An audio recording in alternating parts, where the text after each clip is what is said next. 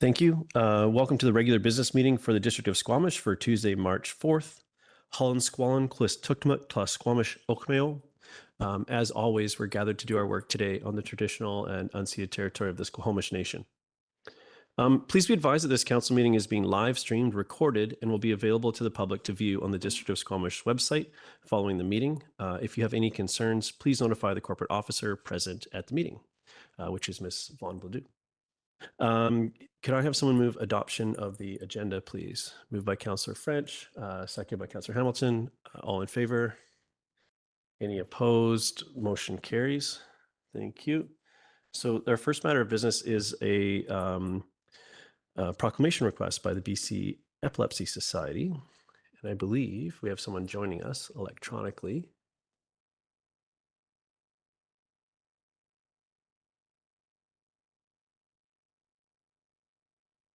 Hi, that's me.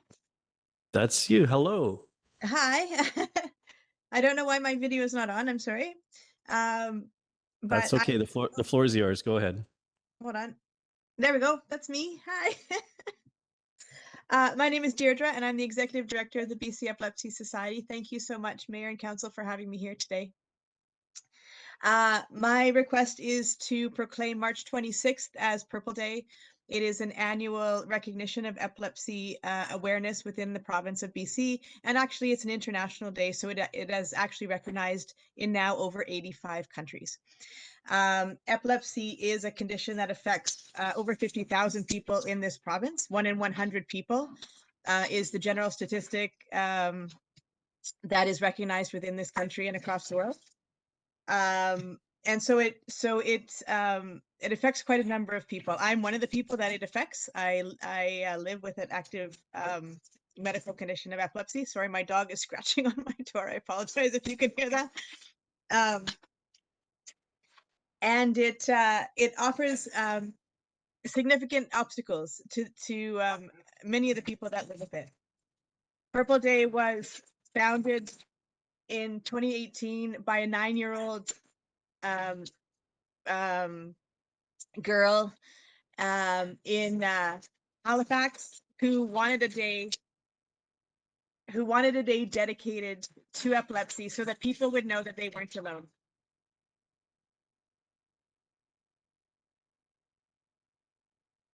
He's not going to leave me alone. Apologize.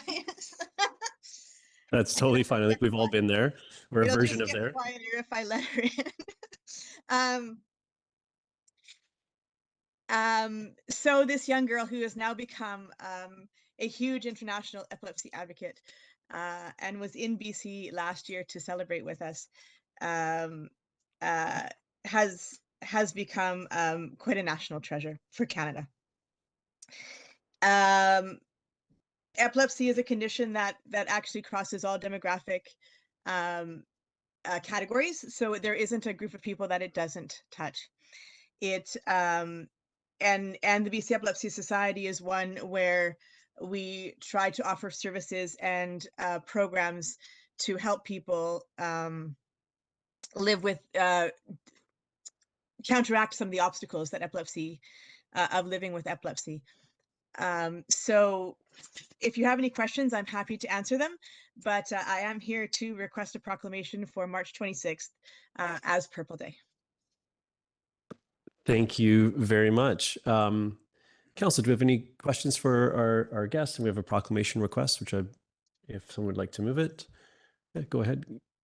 Are you moving the, just like to move it, yeah. The request? Great. Seconded by Councillor French. Would you like to speak to it at all?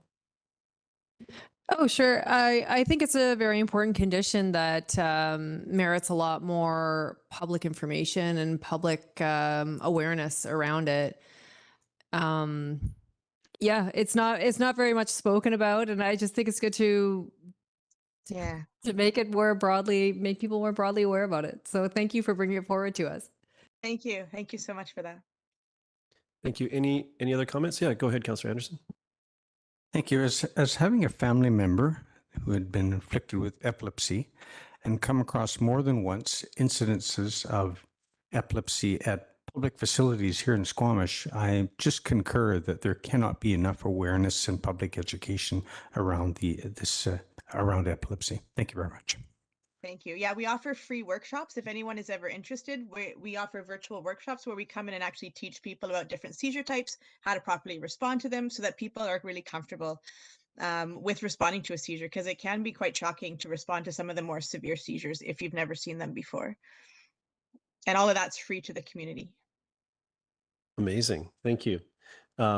Just briefly speaking in support of the motion, I think that it's really important that we use the platforms available to us to shed light on things that our community is grappling with, and often in silence or on their own, and none of us are in this alone. So I think it's important that we use these opportunities to come together and recognize just that. So I'm happy to support this proclamation request. I'll call the question. All in favor? Motion carries unanimously. Thank you so much for taking the time to present to us, and all the best. Thank you so much. Wear purple this March 26th. That's the official color. Thank you so much, and have a wonderful rest of your meeting. Great. Thank you so much. So next item on our agenda is the category of unscheduled public attendance. So this is a point where if council invites members of the public to present matters that are urgent or have arisen since the agenda closed that cannot wait until the next regular business meeting. Is there anyone that would like to be heard under unscheduled public attendance? Yep, go ahead, come on up. And before you get started, if you could start by stating your name and address or neighborhood, and you'll have and you can go ahead and address council.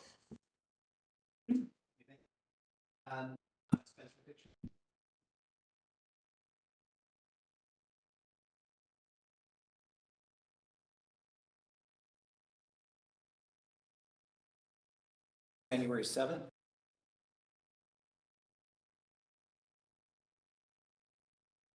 Viewing the documentation.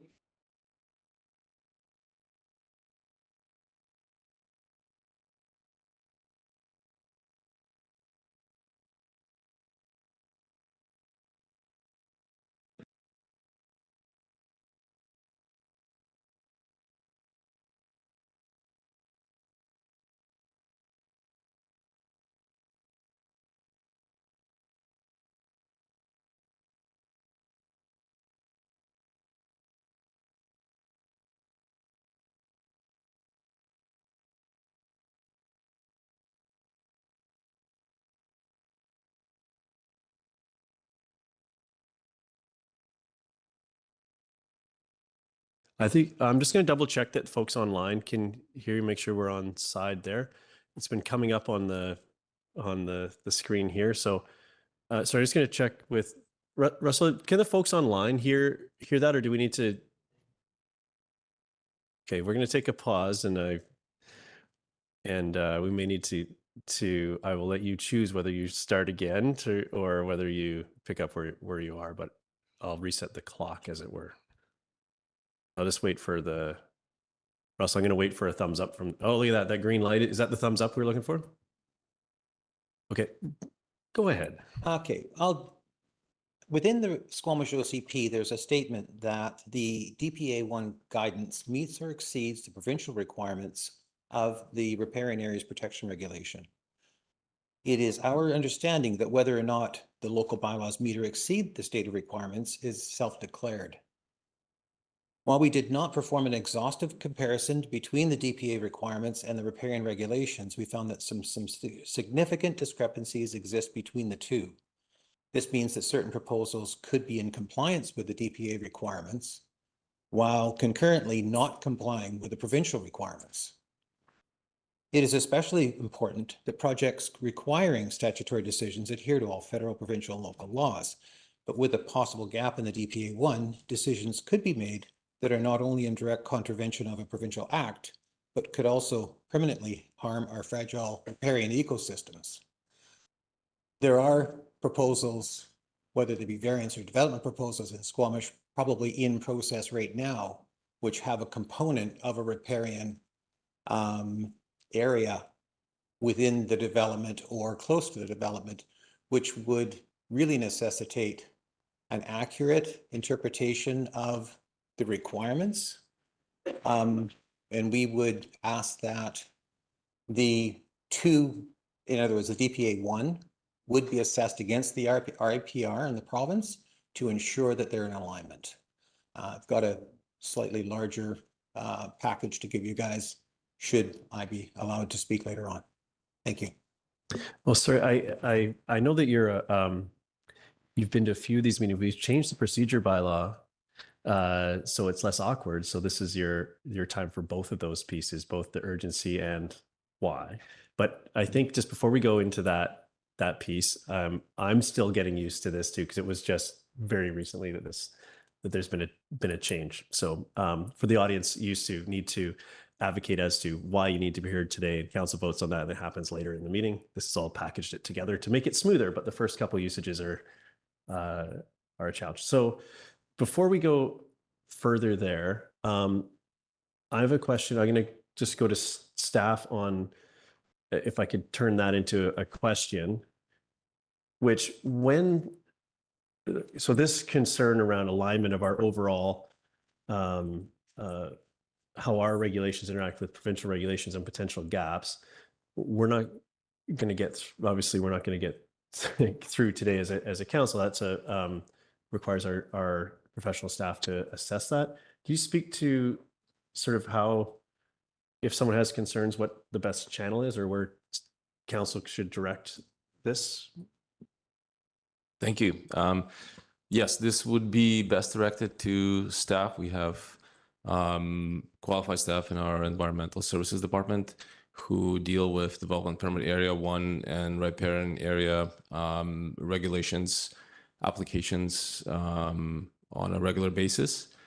We're not aware of any issues of misalignment, but I would encourage you to reach out to our manager of environmental services, Jordan Foster, and I can provide the contact information after this. Okay.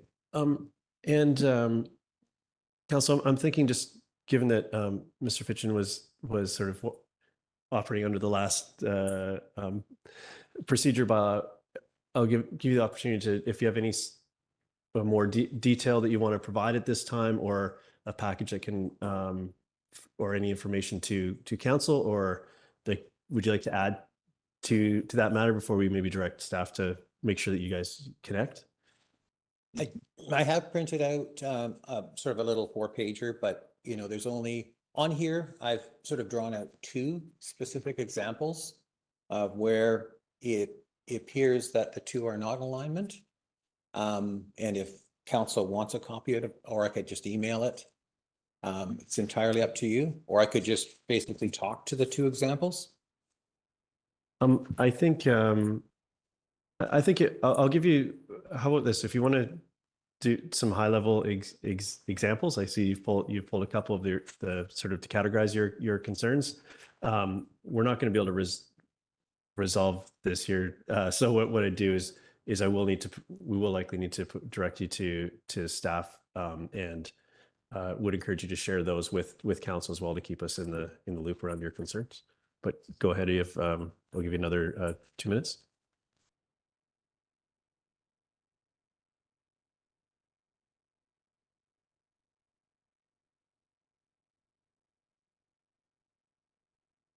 So in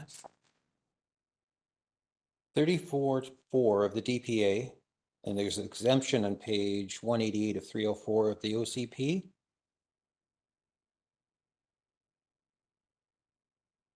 As long as there are only minor additions to an existing primary building or structure, such as an increase in floor area of up to 25% of the existing footprint, provided that the addition is not located on the side or part of the building or structure most distant from the stream, or no closer to the stream than the existing building or structure, if the addition is outside of the SPIA.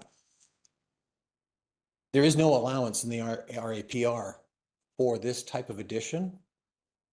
The RAPR basically talks to the idea that you can only do repairs or other non-structural alterations or additions to a building or other structure if the structure entirely remains on its existing foundation and within its existing footprint. 25% no furthest from the stream. So this is one example where the DPA 1 allows you to do something that RIPR does not, and it appears from a layman's perspective, and also had others weigh in on it, that they don't align and are a bit of an issue and should be corrected. One other thing is the treatment of ditches. And in Squamish, we treat ditches in the OCP under 4 different levels, 3 water bearing, 1 are disconnected ditches, and allow developments to take an exception if it is only ditches that are within the property that is subject to the proposal. The province doesn't allow that, that particular objective piece of criteria to exist. A ditch is a stream, according to the province, and must be assessed. So under our requirements, they don't ever look into the future change. It's like locking a ditch at a point in time when the OCP was adopted and when the drawings are made and the mapping is made defining a ditch as a certain thing. It's not actually allowing for a reassessment of a ditch into a different category. Okay, so I think council, sorry,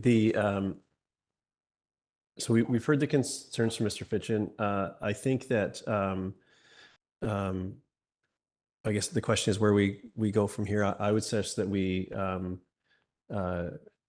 I'm going to take Mr. Velnitzka's recommendation, just flip it slightly, is that I would suggest that we have staff follow up with Mr. Fitchin on these matters, and I would encourage you to email those details to council as well, so we can keep an eye on it, and then we'll go from there. That was a long motion. So is there other? Sorry, I see other.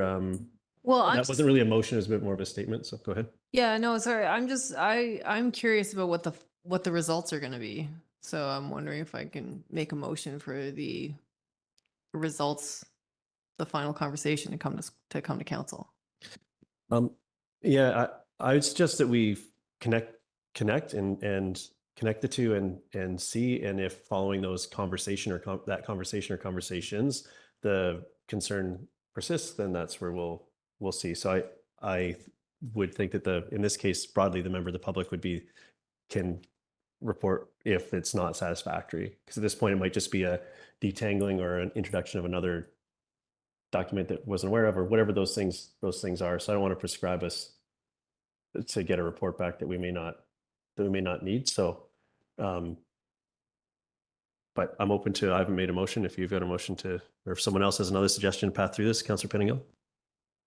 Well, I guess just maybe to Councillor Greenlaw's point, I think there may or may not be a specific issue here, and it sounds like there'll be some conversation, but there's a question of if a DPA guideline is out of sync with the province, does the province just automatically override and the province is required to enforce? So maybe there is a very brief memo summarizing a few of these key points at some point, or maybe it's at the next time a DPA comes to us, there's a short summary or something. And I just wonder if that's a piece that we would like to have. Yeah, I'm open to that, but I also think that understanding if there is, if this is just getting that perspective and having that conversation with our staff is a starting point, and then the part of having this in an open way is that we've heard the concerns. We can figure out what a next step is appropriate from there. I'm happy to work with Mr. Fitchin to understand what that is, and perhaps there's learnings to council. Maybe it is a memo, maybe it's just a clarification, and we're okay. So I will make the motion that we direct the appropriate staff to follow up with Mr. Fitchin on his concerns, and then we'll monitor. Well, I'll just leave it at that. Okay. If there's a seconder for that, Thank you for that. Second by Councillor Stoner. I think this is a good first step, and then if there's something of substance here that we need to attend to, I look forward to sort of getting an update following that, from both perspectives, and see where we land. I just don't want to dictate too much work here at the council table if it's not warranted. At this point, I don't quite know enough to go further than directing that conversation to happen. Councillor Stoner? Yeah, happy to support the motion on the floor. I just want to thank you for raising the concerns as you did. The DPA 1 guidelines and the RPR regulations are extremely detailed and technical. And so not something that I can respond to here this evening, having not read your 4-page brief. And even probably if I do read the 4-page brief, I probably don't have the skills and expertise to answer. So I do expect staff to follow up with you. And I would also request that you send your information to council, and happy to follow that through.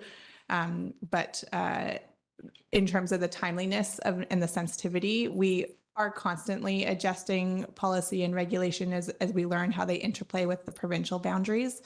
And when we also do have existing development applications in stream, they are always adherent to the guidelines and the policies that were in place at the time of application. And so we want to capture as many as possible if there are gaps there, and also recognize that anything that is currently in stream, whether we change the regulations today, the regulations that were in place when they applied would still hold.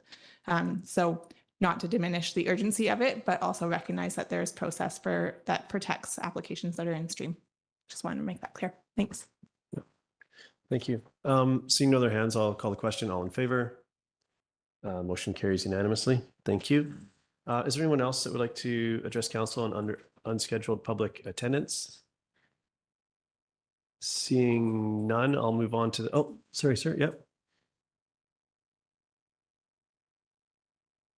Hello. Hello, council. Thank you for hearing me. Sorry, if you could start with your name and Right. neighborhood to get us started, please. Chad Hooper, and I'm here to what seems like beat a dead horse, which is our pool. I'm gonna be brief. I appreciate the call that we got on Friday. I'm feeling like this is in a limbo land, and I'm just asking you guys if you could please provide any pressure that you can as counselors. This is my venue to say, hey, please, we really need our pool. I'm here to speak on behalf of my daughter, who would benefit greatly from having our pool back, and anything you guys can do to speed this along would be greatly appreciated. And thank you for anything you are doing up until this point. And anything you can share as far as what that is would be great, because I'm still struggling to grasp what, if anything, is happening, but a very slow process. Yeah, thank you. Yeah, thank you for your continued advocacy on this. I will say that broadly we have been hearing, obviously from the community on the many ways that we benefit from having the facility up and running. We've been doing our best to share the concrete things that we can share, and I know that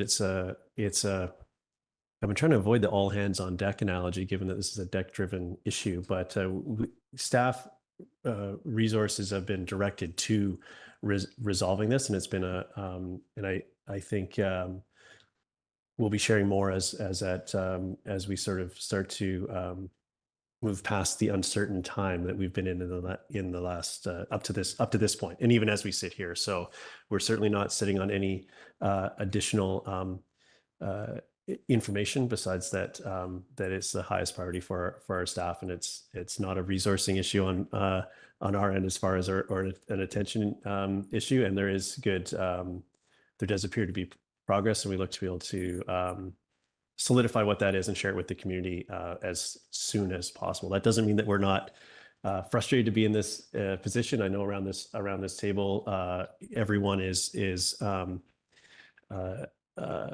very eager to see the community return to the pool and have our facilities operating.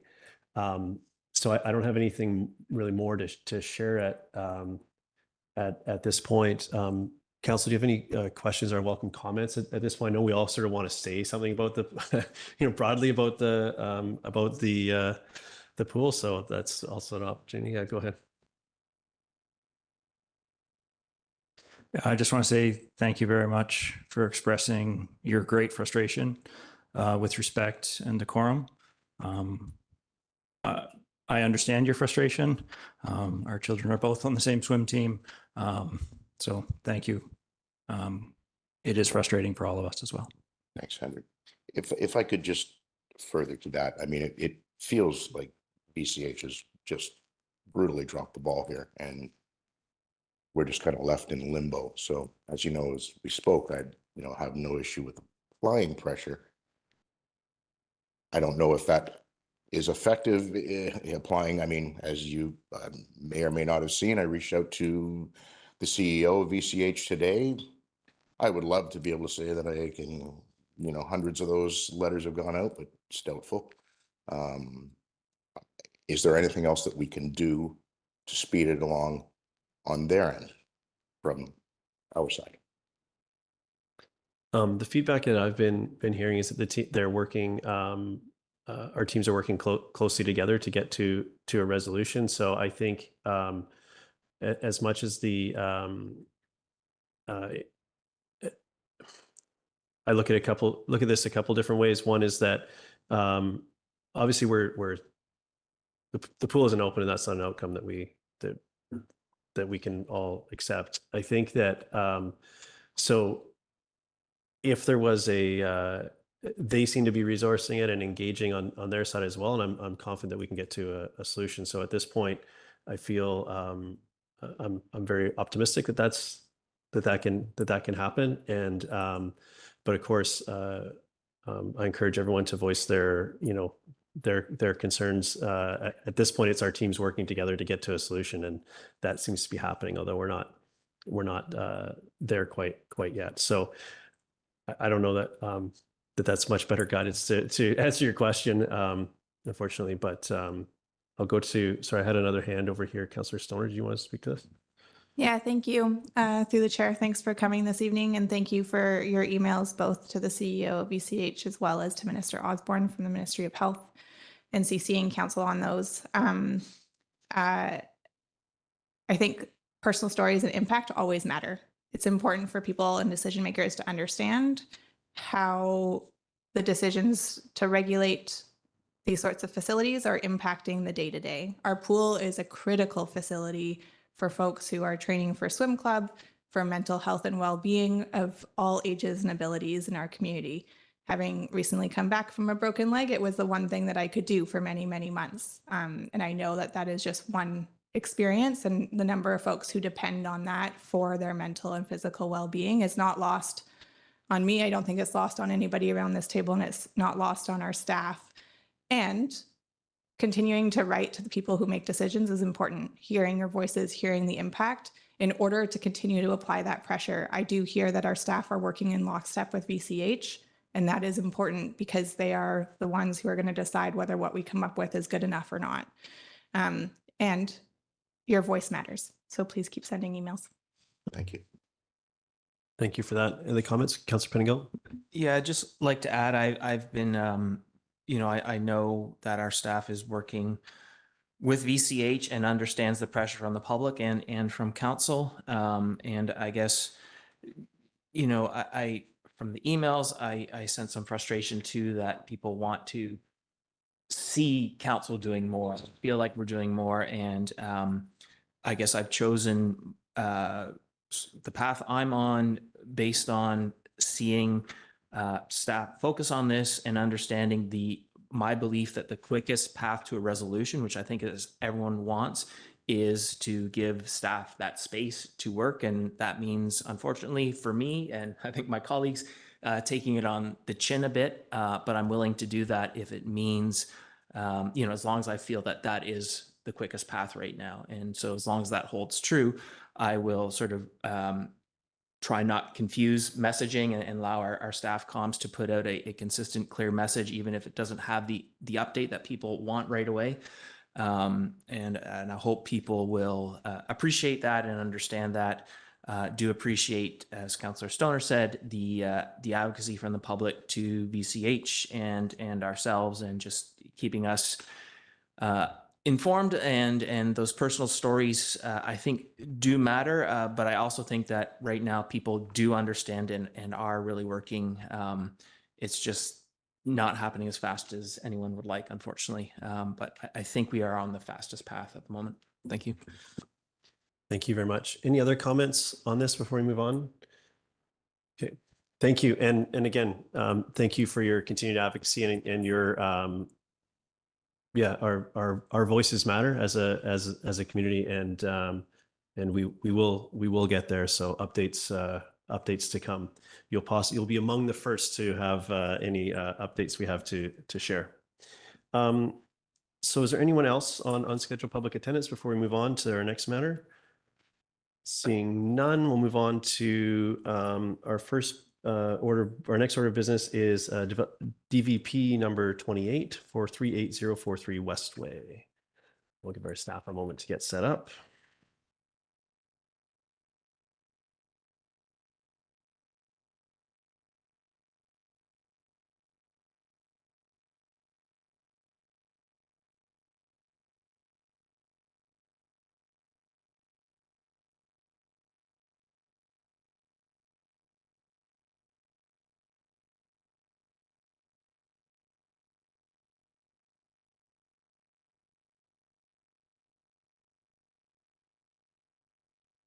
So I have a quick preamble for you. This development permit or development variance permit, DVP 28 for 38043 Westway Avenue. The proponent and members of the public will be given the opportunity to be heard with respect to council's consideration of the development variance permit. And the proposed variances to the District of Squamish's zoning bylaw number 2200/2017 are outlined in the development variance permit included as part of the agenda and available on the district's website. Members of the public are reminded that you may speak only to the proposed variances. So right now I'm going to go to staff for presentation and council discussion, and then I will open the, and then we will go to members of the public just to orient everybody. So I will turn it over to staff for the presentation. Thank you. Good evening, Mayor and Council. Philip Gibbons with Community Development. And as mentioned, I'll be presenting on the Development Variance Permit for 38043 Westway Avenue. The subject property is located, as I said, 38043 Westway Avenue in Valleycliff neighbourhood, and it's close to the corner of Guildford Drive. And it is currently developed with a single unit dwelling. The lot is regular in shape and backs onto a BC Hydro right-of-way, and the other surrounding land uses are residential. So the applicant is proposing a rear yard accessory dwelling unit with a garage below, and the applicant is requesting to vary the rear setback for the balcony and access to this accessory dwelling unit, and this would help preserve the usability of the backyard. So the requested 0.61 rear setback currently applies to properties which back onto laneways, and the larger 1.5 meter setback applies where there is no lane to create some distance from neighbouring buildings. So given the existing BC Hydro right away, there in this case can be no development on the neighbouring parcel to the rear. And as part of this proposal, the applicant is committed to a no gas covenant as part of the proposal. So the requested variance is shown on this slide from parameter 1.5 meters to 0.61 meters. Yeah, that's it. So, and public notification, a development sign was placed on site. It was listed on the development review webpage. Notification was sent to properties within 100 meters and no comments have been received. However, a letter of support was received from both neighbours and provided as part of the application. And finally, the variance as proposed is aligned with official community plan policies, and there appears to be no significant impacts on neighbouring properties as a result of the proposed variance. So the recommendation is that council authorise the issuance of the development permit, and that the mayor and corporate officer are authorised to execute, subject to registration of a no gas covenant on title. Thank you. Thank you. So as discussed, we'll go to council first. Any points of clarity here, council, before we go to hear from members of the public? Oh, go ahead, Councillor Anderson. Thank you. The BC Hydro right-of-way that you refer to, Mr. Gibbs, is actually municipal property, if I'm not mistaken. If we look at the aerial photo, which you previously shown, there's no need to look it up here, but it appears to me that there are structures on that municipal property behind the buildings. I wonder if you may be able to confirm whether 38043 is not the owner of those structures that appear to be very close to that property. If we could might be able to comment on that context. To the chair, I don't believe there's any structures related to that property within the hydro right of way. Very good then. Look, it appears to be the neighboring property that has structures on the municipal property. Fine, thank you. Thank you.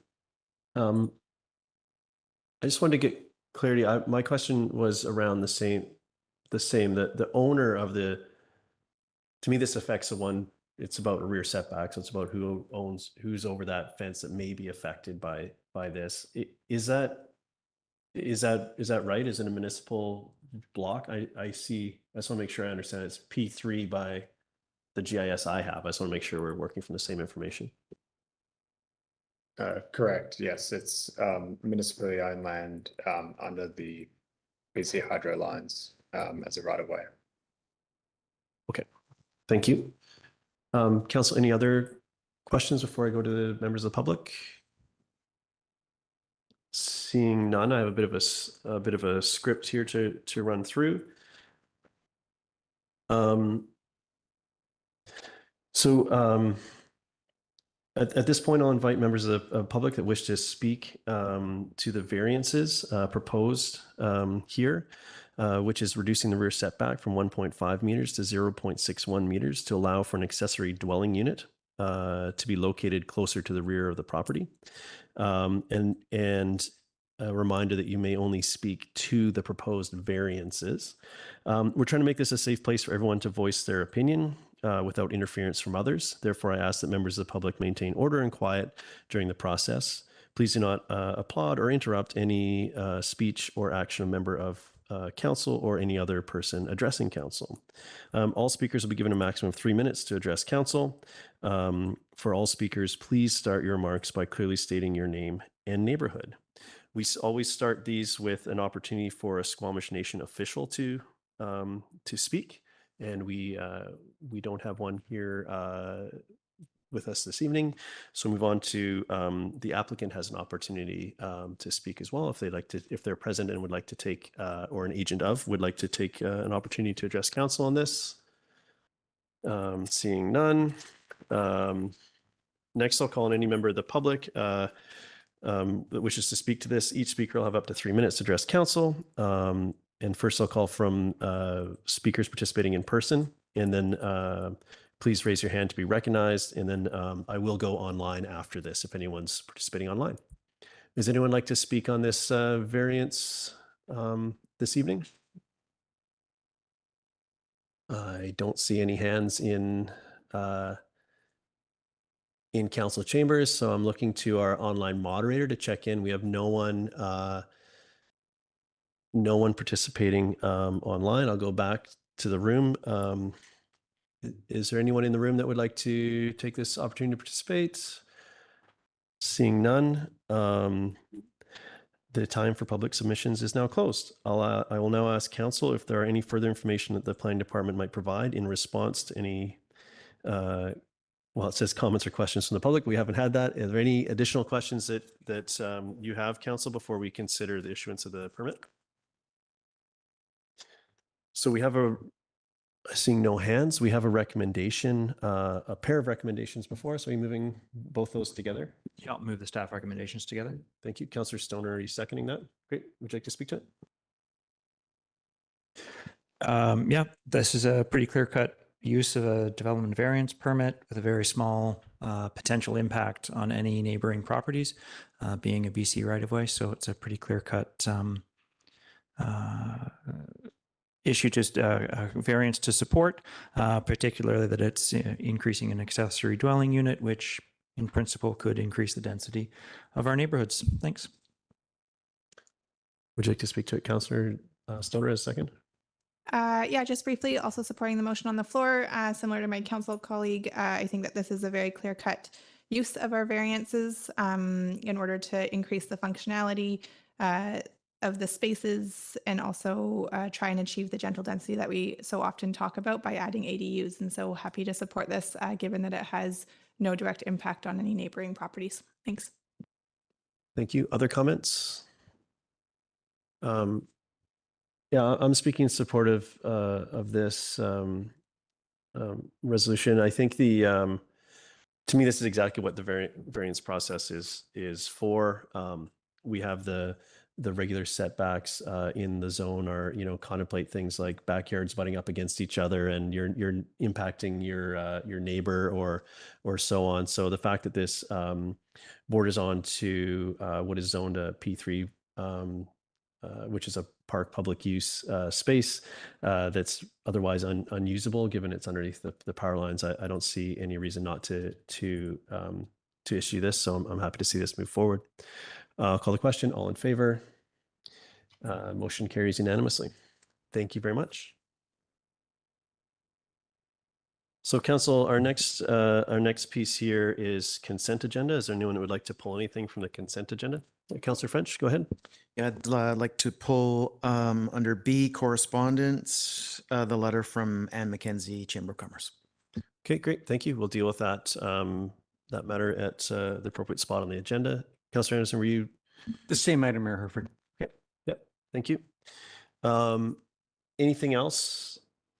If not, I would I'd welcome someone to move the consent agenda. Councillor French moves. Councillor Stoner seconds. All in favor? Motion carries. Thank you. We'll deal with the referred matter at the appropriate time. But now we're moving on to item 7A1, which is the District of Squamish zoning bylaw number 2200/2011 amendment bylaw for 38779 and 38795 Britannia Avenue. We'll give our staff a moment to get set up.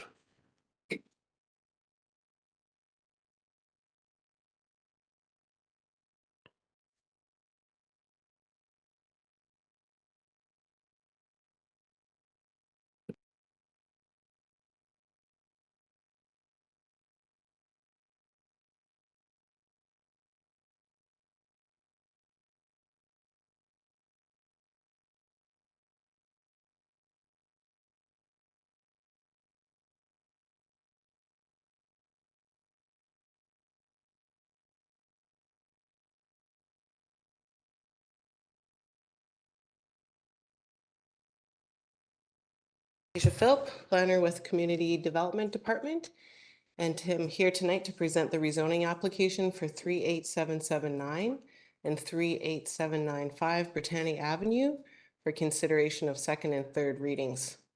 The application was given first reading on October 15th, 2024.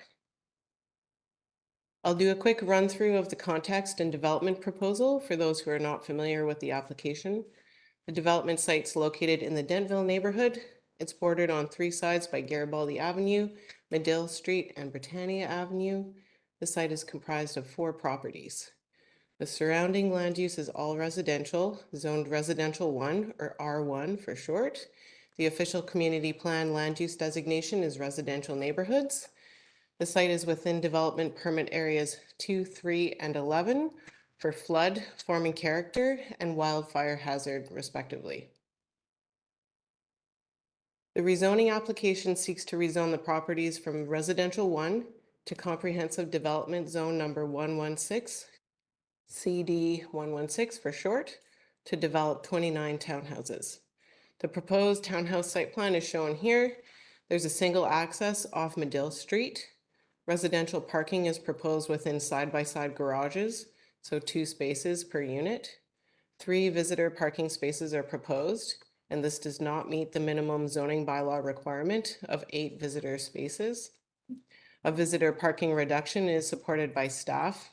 Dentville is served by transit and is located about 1 kilometer away from downtown Squamish. The site has 3 road frontages that are also available for on-street parking. 4 changes have been made to the proposal since it received first reading in October. The form and character has been revised from a modern approach to a more traditional design with colors and materials reflective of the neighborhood. Visitor parking has increased from 2 spaces to 3 spaces. The garage door vertical opening height has been secured in the CD 116 zone to allow for taller vehicles to fit inside the garages. And lastly, the interior side setback has been increased from 2 meters to 3 meters to pull the southern end units slightly further back from the neighboring property. The rezoning application triggers the district's community amenity contribution, or CAC, policy. The applicant has proposed $1,107,887 of cash in lieu for critical amenities, as well as in-kind transportation infrastructure improvements, including upgrading the 5-way intersection located at the northwest corner of the site to install a traffic circle and build out the 5 corners around the traffic circle, as well as a sidewalk along Medill Street from the development site to Buckley Avenue. The critical amenity cash in lieu meets our CAC policy, while the in-kind road improvements exceed the active transportation and parks policy target. There's also a commitment from the applicant that the units will be powered by electricity, and that'll be secured through the land development agreement. So following first reading in October, staff hosted 2 development drop-in open houses to do further engagement on the rezoning. The first open house was held in person on January 30th at Howe Sound Secondary School, and a second virtual open house was held online on February 5th. The open houses provided additional opportunities for the public to learn about the application, the changes that were made since first reading, and to discuss the trade-offs of the proposed townhouse development in comparison to potential development under the current R1 zone. Notification of the open houses was sent out through the channels that are listed on the slide here. 1 week's notice was given for the events. Public comments received at and following the open house criticized the notification channels and the short notification timing. And a reminder, in accordance with provincial housing legislation, local governments are prohibited from holding public hearings related to zoning applications that are primarily residential and are consistent with the local government's OCP, and this project meets those requirements. And just quickly covering our OCP policy, it essentially supports residential infill in all neighborhoods in Squamish. And these 29 units that are proposed in this rezoning fulfill 4% of the 2023 Housing Needs Report projected number of units that need to be built in 2025, and 9% of the 2025 Interim Housing Needs Report projected number of units that need to be built in 2025. So as this application meets OCP policy and contributes to fulfilling Squamish's housing need, staff recommend giving zoning bylaw amendment bylaw number 3033 second and third reading. Prior to bringing the application forwards for consideration of adoption, staff recommends securing the applicant's CAC offer through a land development agreement that would include the items 1 through 6 listed here, as well as provision of a flood covenant. So that concludes my presentation, and I'll pass it back to the chair for questions and comments. Thank you for the presentation. I'm going to go to council now for questions. So, Councillor French, yeah, go ahead. Thank you, Mayor. I'm curious to know if a shadow study was done. If not, if one will be done. Through the chair, the applicant just completed a shadow study with feedback that had been received from the public comments. So I have a couple slides. They were not included in the agenda package as the applicant only completed the shadow study yesterday.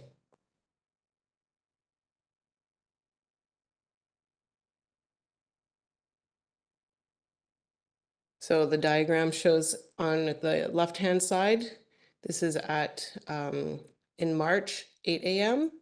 and then March at 4 p.m. to show the shading.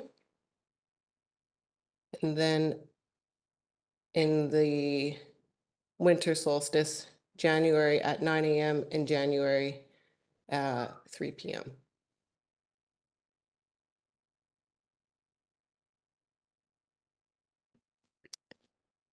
Is this shade study generally is this a requirement? Is this like a nice to have that was provided in response to feedback, or is this a requirement of our process? And if whichever category it lives in, why does it live there? Yeah, through the chair. So this would be a nice to have at this point. Generally, when the height is the same as what the existing zoning allows for, staff don't ask for shadow studies. And normally we do some of these more in the DP stage, unless it's for a really significant rezoning, like a one downtown, large blocks. Yeah. Okay, thank you. Okay, yeah, I'll go back to you, Councillor French. So we've seen 4 images. Is this a selected highlight from the shadow study, or is there more to the shadow study? This is a selected highlight that I threw in the backup slides, just in case anybody asked about it. And the full study, I can run and get it if we need to look at it. Yeah, that might be very handy. I have other questions. If third reading is granted and the development proceeds to construction, a number of structures are going to have to be removed from the properties. Houses, sheds, garages, they'll all have to go. And is there a way for us to force deconstruction as opposed to demolition of those structures? Do we have a tool for that level of specific instruction?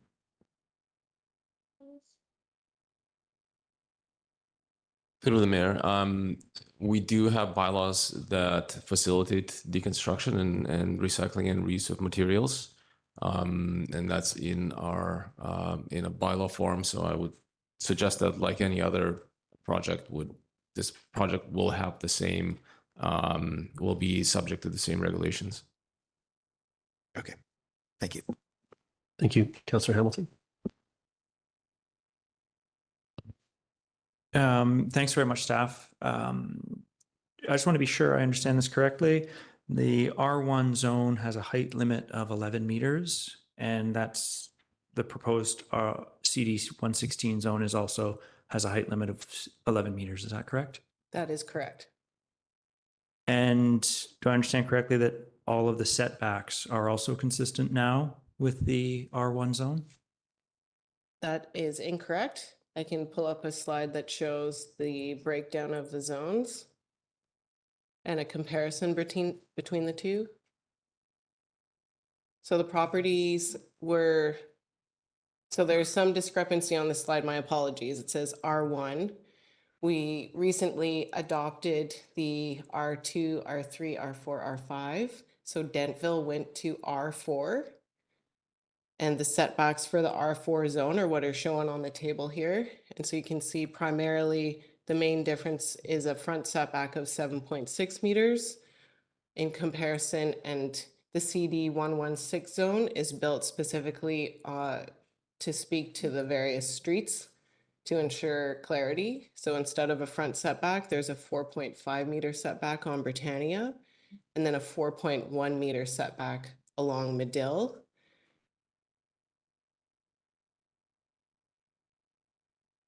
Thanks. And could you go back to the shadow study? Yep.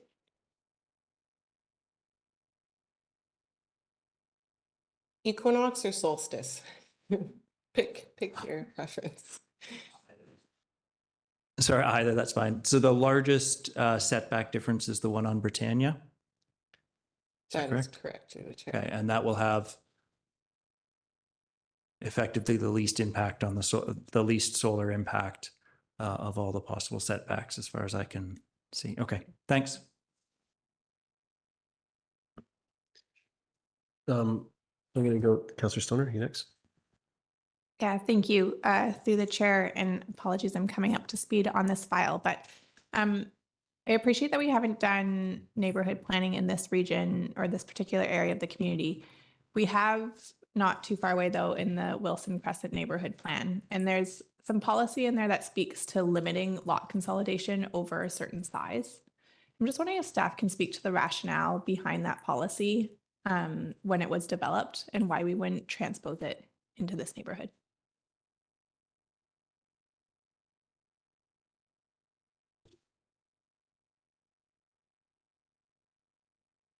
Through the mayor, that's a really good question that I'm not sure we're going to nail the answer to, given how long ago the micro plan was. And I would premise it with the Wilson Crescent micro plan isn't part of the OCP. So it is more policy than OCP, OCP sub-area plan would be. Lot consolidation is typically restricted, and specifically on Wilson Crescent, if my memory serves me correct, just to restrict the size of the development and continue to encourage small lot redevelopments, smaller townhouse developments through the neighborhood. Lot consolidation is typically quite difficult to regulate through policy because it falls under the Land Title Act through subdivision.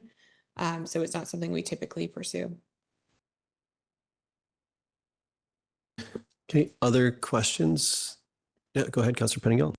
I'm just a little bit uncertain about how we, I'm just trying to reference how we measure lot coverage. I guess in my mind, I'd been assuming not just buildings, but paved areas and sidewalks would count as covered. And then it would be green space, park space, sort of, that would be uncovered. Is that correct, or am I misunderstanding how we calculate that? That's incorrect. So lot coverage is structures, not permeability. There's a different section of the zoning bylaw that speaks to permeability. So asphalt versus a gravel driveway, that's not included in lot coverage calculation. So in our zoning, then we don't, as long as the buildings were small enough, you could pave or gravel the rest of the lot and still meet lot coverage expectations? Or do we have another piece of bylaw that speaks to percentage of green space or something on a lot? Just seeking some clarity, are you speaking to the townhouse proposal or development under the existing zoning? I guess a little bit of both. Like I'm looking at R1 and for a multifamily, it allows 40% of lot coverage. When I look at the architectural drawings, and I know we're not approving or considering drawings, but just some of the higher level concepts,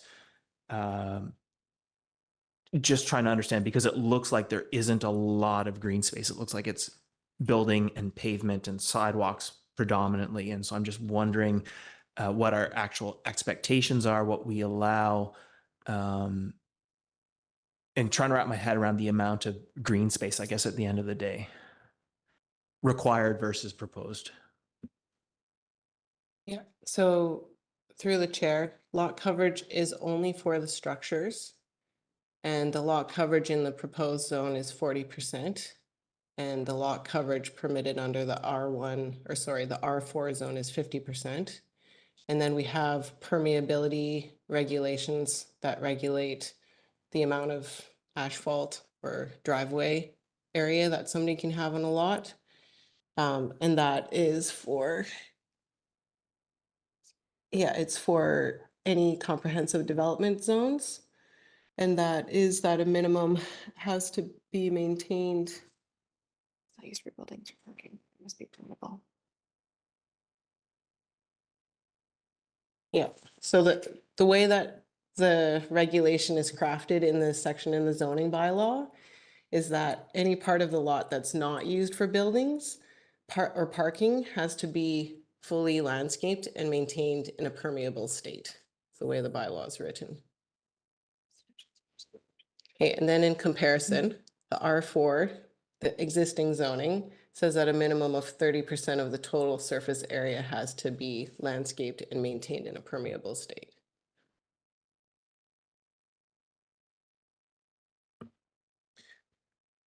Yep, go ahead. And sorry, so with that wording in the current R1, would that include roadways and sidewalks as area that's not building footprint and doesn't have to be landscaped?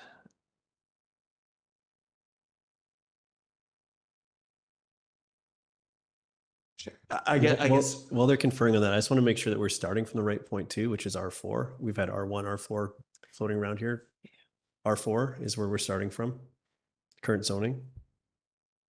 So actually, that was my other question, because I just want to make sure that I have that right. There's not a huge difference between the two, but is that correct? That's correct. So for clarification, under the R4 existing zoning, 30% of the lot area must be permeable, and that can be achieved through the use of a gravel driveway or lawn or landscaped area. And the rest, the 70%, can be buildings, paved driveways, non-permeable surfaces. Okay, and so just so I understand, R1 is in the report. That's because that's originally when this came in, when R1 was the thing. Now R4 is the thing, and even though this is an in-stream application, if they reapplied, they'd have to reapply under R4. So it's really an R4 versus this that is the, okay. Yes. Okay, let me stew on that a little bit. Okay. Yeah, thank you. I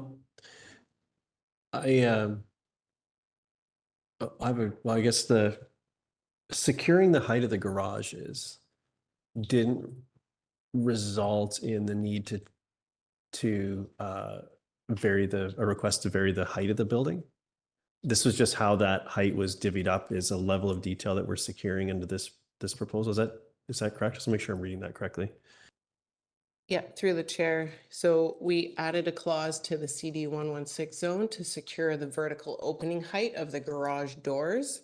It doesn't change the actual height of the inside, the height of the garage area.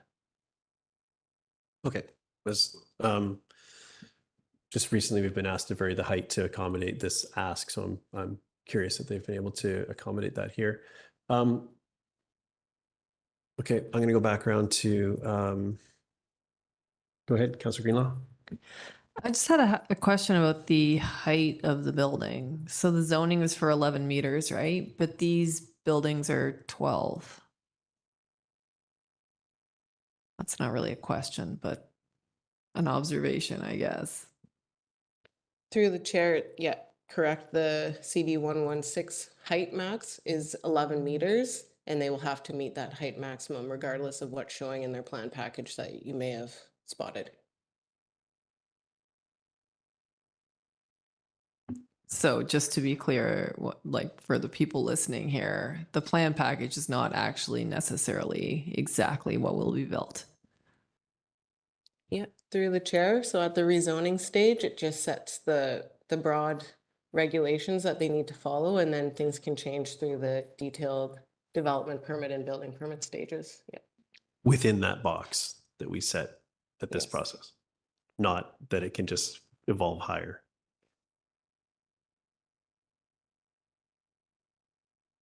Do you have a follow-up on that?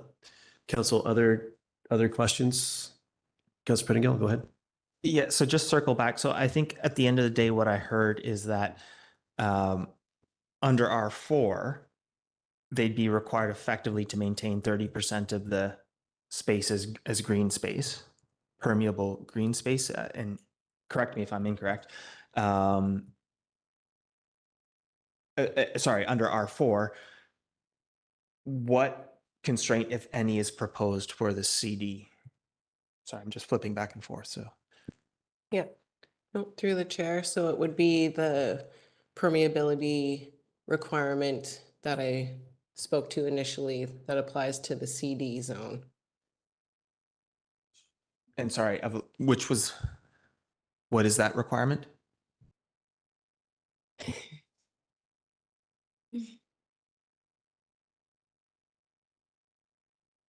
you want me to read it out again? If you don't mind. Yeah. So on a lot located within a comprehensive development zone, any part of the lot that is not used for buildings, parking, or loading shall be fully landscaped and maintained in a permeable state.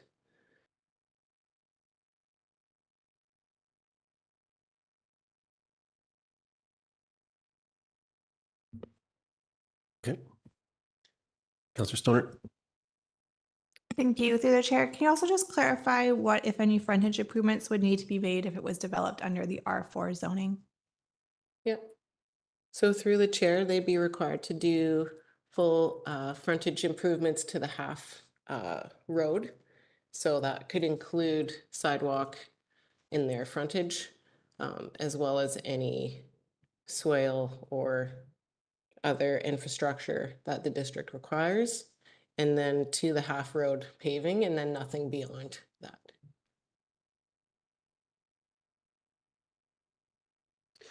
Thank you, Council. Other questions? Can you run me through the parking piece here one more time? I just want to make sure I understand this visitor variance as it relates to, yeah, well, so. What's that mean? It's a catchy ringtone. I haven't heard one like that in a while, but thank you for stepping up to take that. Maybe I'll take this opportunity. If anyone else has a cell phone they want to set on airplane or vibrate mode, it'd be great. So my question is, could 2 parking spaces per unit with a single access, that's fine. So the 2 parking spaces per unit in the R4 zone, it would be 1 per unit. Is that correct? Correct. Yeah. And with no visitor requirement, is that? Correct. Okay, so, and then on the visitor piece, you said it didn't meet the requirement. What is the requirement? I know we've gone up one. Are we at, what's the final number we're at now? And would the requirement be generally? Yeah, so through the chair, the final, or where we're at now is there's 3 spaces proposed. The requirement is 0.25 spaces per unit. So times 29 units, that's 7 point something spaces, and we always round up to 8. So 8 is the requirement in the zoning bylaw. 3 is what is proposed.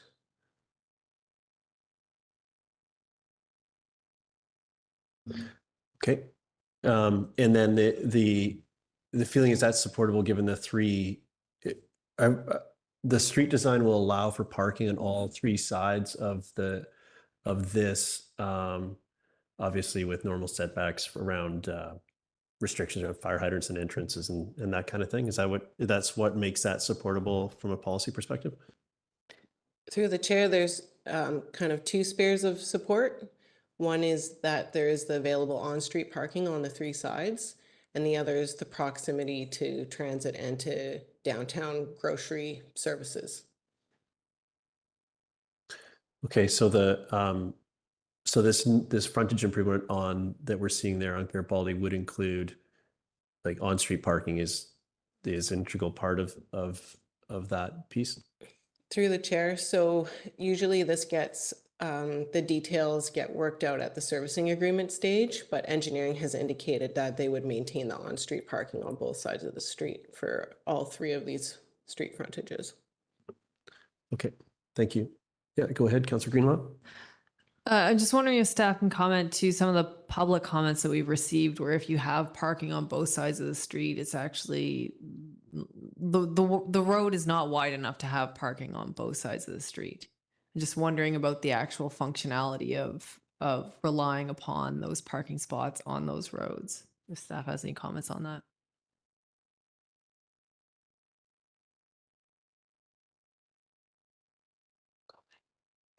Through the mayor, not having the engineer on the file in the room, we would certainly defer to them. They know, they're aware of the size of the road and the requirements of the subdivision development control bylaw, and that's what's been indicated to us at this time. Okay. Do you have a follow-up on that? I'm not seeing any other hands here. We do have a recommendation before us, so we'd be looking for a movement or someone or if you need additional information before we contemplate that, this will be your last opportunity. Go ahead. Yeah, just I should have looked this up before, but I guess I'm trying to wrap my head around the CAC. It says it's compliant, but it looks to be about $1 million cash in lieu. But I think our target, like this is all market for sale, correct? And so maybe it's my misunderstanding, but we're generally looking for 5% to have an equivalent for an actual unit, or 15% at non-market rental. And when I translate that into dollars, like there seems to be a mismatch. And so I'm wondering, do we have an issue in our policy, or have I missed something here? Just trying to wrap my head around that $1 million CAC number. We haven't gotten cash in lieu in a long time, so I've hadn't had to think about this so much. But it doesn't sort of add up to the number of non-market units we would normally see. So I'm just wondering if staff am I missing a piece, or is this maybe we just need to look at that cash in lieu part in our policy, possibly? Through the chair, our CAC policy is, when you look in the table at the back of the policy, there's different categories and there's thresholds for the number of units. And so the threshold is 30 or more units. That's when you get into what you're talking about, with the portion being dedicated to non-market. This at 29 units falls into the different category. That is the $23 per square foot. And so it is meeting our policy.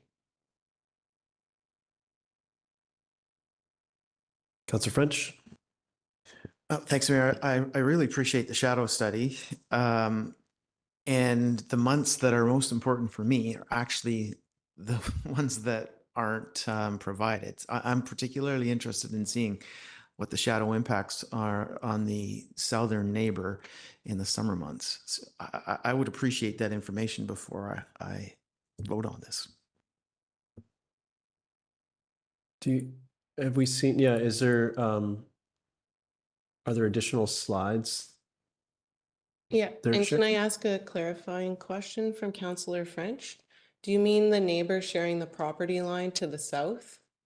Yeah, so through the chair, I can clarify without the shadow study, the way that the shade and the sun moves across, it would never shade the southern property, period. Okay, thank you. Go ahead. I'd like to move the staff recommendation. Okay, is there a seconder for the motion? Councillor French seconds. Would you like to speak to it? First, I'd like to thank all the residents of Dentville who have communicated very clearly with us how challenging this development is for them. I understand that. As a community, we are growing, and we have a choice of growing out or growing up. This council and previous councils have made a very clear and I think wise decision to densify before sprawling. This is exactly the hard conversation that we need to have when we make that choice to densify. And I think it's the right choice, because I would rather have 5 new neighbors than live 5 more blocks from a green space. So with that, I'm going to support, and I'll speak to the actual development itself.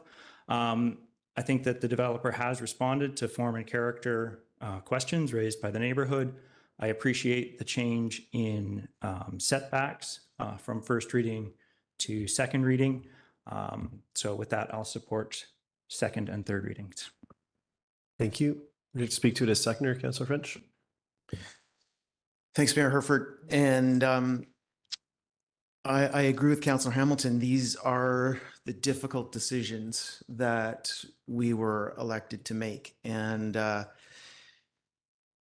this development proposal is going to bring a significant change to this neighborhood. There's no doubt in my mind. Just as previous council approved a townhouse development at the southern edge of this neighborhood, a townhouse development that impacted the neighborhood significantly when it was built.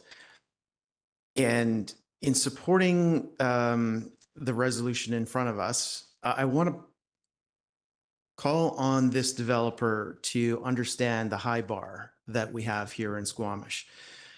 There are some things in this package that concern me. The 3D images omit a few key details. The mailbox and the bike storage structure and the PMT, along with an accurate depiction of the trees that are being preserved beside Garibaldi Avenue, are missing from those images. And it's most noticeable on the page described as V8, drawing A 4.4. It's a 3D image looking down on the development. There's just key elements that aren't there. The landscape plan is outdated, doesn't show the mailbox, or it shows the mailbox in a different location. I would expect that important details like these, we'll see a higher bar when this comes back for further approvals. And if we don't, I'm prepared to not support a development permit for this project. Thank you. Thank you, Councillor Pettingill. Yeah, this isn't actually the resolution I was expecting, and I'm struggling with this a bit. And for me, it's over, you know, the lot coverage piece and how that's articulated. And normally I wouldn't. I'm not sure this would be a deal breaker for me, but and I know we're not approving architectural diagrams, but you know, I think we do need to make more efficient use of our land for transit, for walkability, all the sort of good things we know that can come about. But I think that has to be, there is some discomfort about living closer together. And I think sufficient green space and not just sort of a net total somewhere else, but in and amongst some of the building forms we're doing is really critical to make it livable and acceptable and enjoyable. And for me, the way the regulation is articulated, and when I see it sort of conceptually what it might result in, I'm actually quite uncomfortable. I see a lot of just contiguous cement and sidewalk and paving and building and very little green. You know, personally, I would prefer to see less parking. And I think for me, the issue is when we've built up an expectation that people with 3 cars should or could move into buildings with 1 car. And I think that's the tension point we need to address, and that by sort of piling in 2 cars or 3 cars per unit, we're making actually the parking and traffic problems worse for everyone, not better. And so I think we're trying to fix the problem we all agree on in not an efficient way here, but would have been okay to live with that. But that green space piece, because I'm having trouble wrapping my head around how we resolve that, even with a different layout and so on. So yeah, I'm not sure. I'll listen to my colleagues, but I'm not sure I'm ready to support 2 more readings here. Yeah, thank you for that. Councillor Stoner?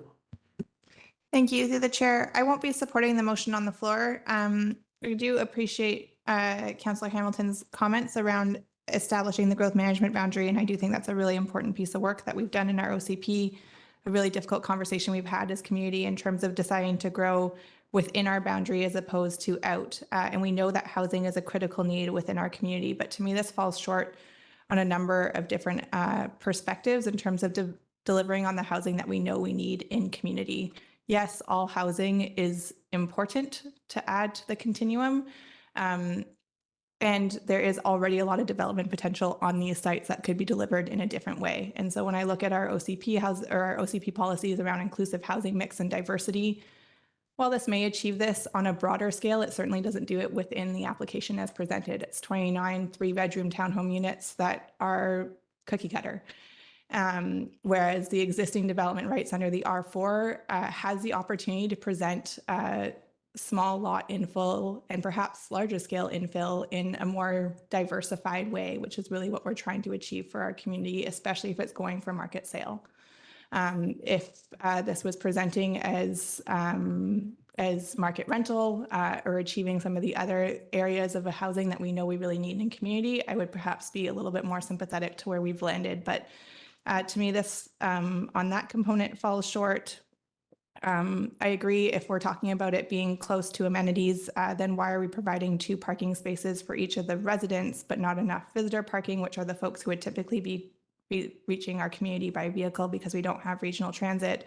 But hopefully the folks who are living there on their day-to-day would be able to actually just live with 1 car as opposed to 2 or 3.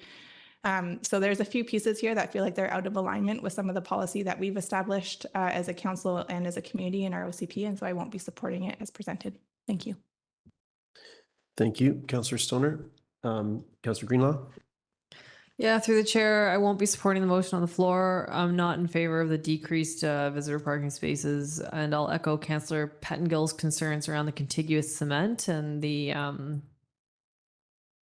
lack of drainage essentially in green space. I think the green space is a really good point too. And Councillor Stoner's comments about the R4 versus the rezoning. Thanks. Thank you. Councillor Anderson, go ahead. Thank you. I'd first like to acknowledge the acknowledgement that our staff have received from myself in private conversations with members of the neighborhood, but also in some of the correspondence we received from area residents. The efforts of our staff in communication and in orientation of the stakeholders affected. We lack a neighborhood plan for Dentville. And to me, this is the larger issue here that is problematic for me. That could have helped us also direct amenity contribution monies. My pet project is the riparian zone nearby, which really does need a lot of help. And I agree with some of the residents that park space or space that would have public access isn't actually a priority here. We have abundant area nearby, and actually some of it needs some help. The form and character, I see some big improvement here in this in the current rendering. I find it odd that the earlier one is referred to as a modern West Coast influenced design. You can find that probably on 4 different continents or all around the world. There's nothing West Coast about it, but that's another pet peeve of mine. The parking, I find the parking reduction rationale worries me, and I find that it is the most common item that the neighbors are apprehensive about. I worry about our assumptions and the implications of making a mistake with a suboptimal plan. What will be the impacts on these streets and their livability, their safety for pedestrians? The no gas covenant. I'd like to bring up an issue here. I'll cite from the recommendation, item number 2A6, commitment that all of the units will be powered by electricity. I think we need to address our grammar and our language here, and I think we should revisit our updated Community Climate Action Plan that was presented last week, which takes an agnostic approach to energy systems for residential buildings. It does not assume electricity when we want to get away from fossil fuels. And there are other solutions. I know of biomass boiler vendors that would look at a rendering of this scale of project and immediately jump in and say, we've got a solution for you. And it's a solution that's important for our wildfire and fire smart programs. They have an abundance of fuel material. We don't know what to do with it. We need to help out that program. So I think that our approach to no gas covenant, I appreciate the no gas, but I don't think we should be stuck into the whole of electricity. I could go on about our BC electricity picture. There's lots of discussion about this these days, and it will only grow as we import more electricity from out of the province that is fossil fuel derived. There's reference to our multiplex design competition and other initiatives of our planning department. These are being applauded by members of this neighborhood, and I applaud them too. And I think that it's good to see that we're getting that recognition, and also we're getting pushed to implement them in neighborhoods such as this. To quote one of our correspondents, where does it end? Where will it be apartments next door? Ad hoc developments that create disconnected neighborhoods. This correspondent thinks that this is what this is, and I agree. This design separates us and would be better suited on the edge of the community rather than right in the middle. I wholeheartedly agree. And finally, to refer to our official community plan our strategic plan and the connected and livable community item that's cited. The project meets this strategic plan objective by contributing to the diversity of housing forms in the Dentville neighborhood. Well, I think we should not only be applying a neighborhood lens to diversity of housing, but a community-wide lens. And a housing project of this nature, it seems to me, belongs better on the edge, such as the southern edge of Dentville, which Councillor French has referred to, or elsewhere on a greenfield or brownfield development situation. I think there's just too much impact on a traditional neighborhood here, and I fear what we'll be facing in neighborhoods and projects to come as folks get angry. Now, I may be impractical in my objection here. Maybe I'm registering my concern about the province's policies. So be it. Thank you. Thank you. This is clearly a challenging decision for council and for the community to contemplate. I appreciate the attention paid to the design challenge that was mentioned earlier, as far as we weigh out what the alternatives are here. I think that I've been reflecting in many instances, and including this one, where the province has moved the bar for what the lowest allowable density is, and it's hard to wrap our minds around what the impact of that is. I will say that I've heard some conversation around the need for a neighborhood by neighborhood approach, and I generally support those concepts. But the zoning that we're comparing against here is the new baseline. So a sub-area plan or a neighborhood plan of this area, I would say that's central and so on, is likely to result in something that is a step or two further from what we're looking at here. So I think that although it's an important exercise for many reasons, the actual building form, I think, is likely to evolve in the other direction than this. So even further. So I think there could be rationale to support something more dense. The challenge that I have here is that some of the main concerns that I hear from the community about, let's say, redevelopment of these properties is around parking. So that on the matter of the visitor parking, the existing zoning is 1 spot per unit versus 2 spots here with no visitor requirement. This has some visitor requirement, but 2 spots. So, and similarly with the, we've heard that the trees are important and significant to the community, and I agree. The path forward without this is a path that preserves those trees and provides more parking than we're going to see otherwise. So this is really challenging, but on balance of protecting those trees versus, say, meeting the visitor requirements, which is, a potential outcome here, I'm willing to have that variance to allow for the protection of the trees and to enhance the green space of the area. So, I hear the concerns around the different diversity of forms inside this this project itself. I do think that is something we need to keep an eye on.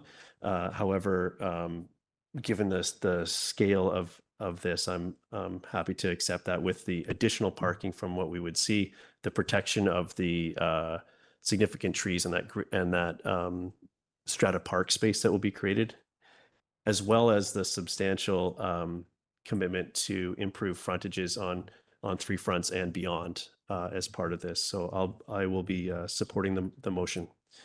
And any additional comments before I call the question?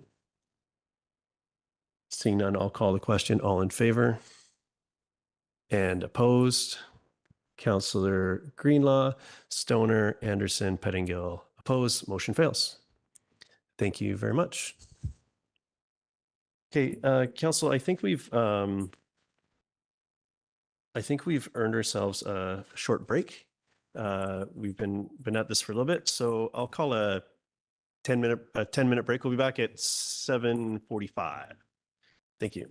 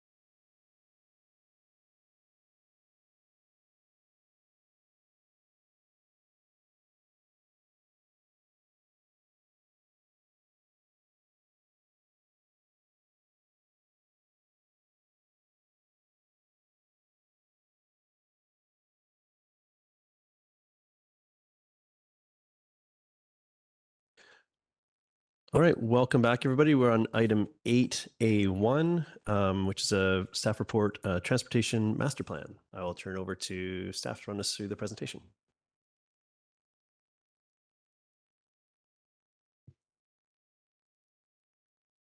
Hello, good evening, Mayor and Council. My name is Brent McMurtry, and I'm the Manager of Transportation. And I'm joined by David Rolston, who's Acting Director of Engineering. Tonight, going to present to you on the Transportation Master Plan. Quick agenda of this presentation. I'll provide a high-level overview of the process that we've used to get to where we are. Provide a really high-level overview of the plan and the 4 themes that direct the actions in the plan. Review the past resolution from when I brought this to council in November. Some key changes that have been made since that council meeting. Highlight the budget implications with the recommendations of the plan, staff recommendation, and then leave some time for questions. So a quick overview of the process. This project kicked off in 2022 with the technical and engagement work being completed in 2023 through to the fall of 2024. We worked with our consulting team to develop a draft plan and brought that to council in November of 2024 and have taken feedback that we received from council at that council meeting to develop the final plan that you see here today. As presented at the November Committee of a Whole meeting, the Transportation Master Plan has been developed to prepare for the future and reflect where our community is today. This slide highlights many of the overarching considerations that have shaped the plan, including the need to provide people and businesses in our community access to safe, sustainable, accessible, and affordable transportation options to ensure the transportation networks in our community work for all, regardless of age, income, or physical ability. The strategies and actions in this plan are organized into 4 key themes. Those 4 themes are: first, to align and update policies and bylaws that guide transportation, land use, and development initiatives. And 2, to build and maintain transportation infrastructure that accommodates everyone. Theme 3, to work with partners in neighboring jurisdictions. And theme 4, to monitor and learn from our projects and evolving technologies and best practices. When I brought the draft plan to council in November 12th, the Committee of the Whole passed the resolution on the screen to direct staff to bring the plan back for endorsement with comments received. Staff have worked to incorporate the feedback received from council and the community into the final plan. Updates based off council feedback from the committee meeting in November have been tracked and are included in attachment 2 in the council report package. Other key changes to highlight are noted on the slide and include refined actions speaking to exploring options to partner with the Squamish Nation on transportation initiatives, a new action speaking to working with the development community to add new road connections, a new action highlighting the importance of collaboration with commercial and industrial transportation initiatives, actions aimed to improve street lighting and keep our streets safe, development of key performance indicators to track the implementation and impact of the plan, and guidance to support future education and communications campaigns that will support these transportation initiatives. The plan identifies a significant number of capital projects, including 36 that are recommended to be completed over the next 15 years. These priority capital projects are estimated to cost approximately $130 million and will require funding from the listed available sources. Once this plan is endorsed, it will be used to develop future financial plans or used to help inform future financial plans and inform contributions to the district's reserves through the asset management reserve funding strategy. With that brings me to the staff recommendation that council endorse the transportation master plan and direct staff to begin implementation. Open the floor for some questions. Thank you. Council, questions? Councillor Anderson, go ahead.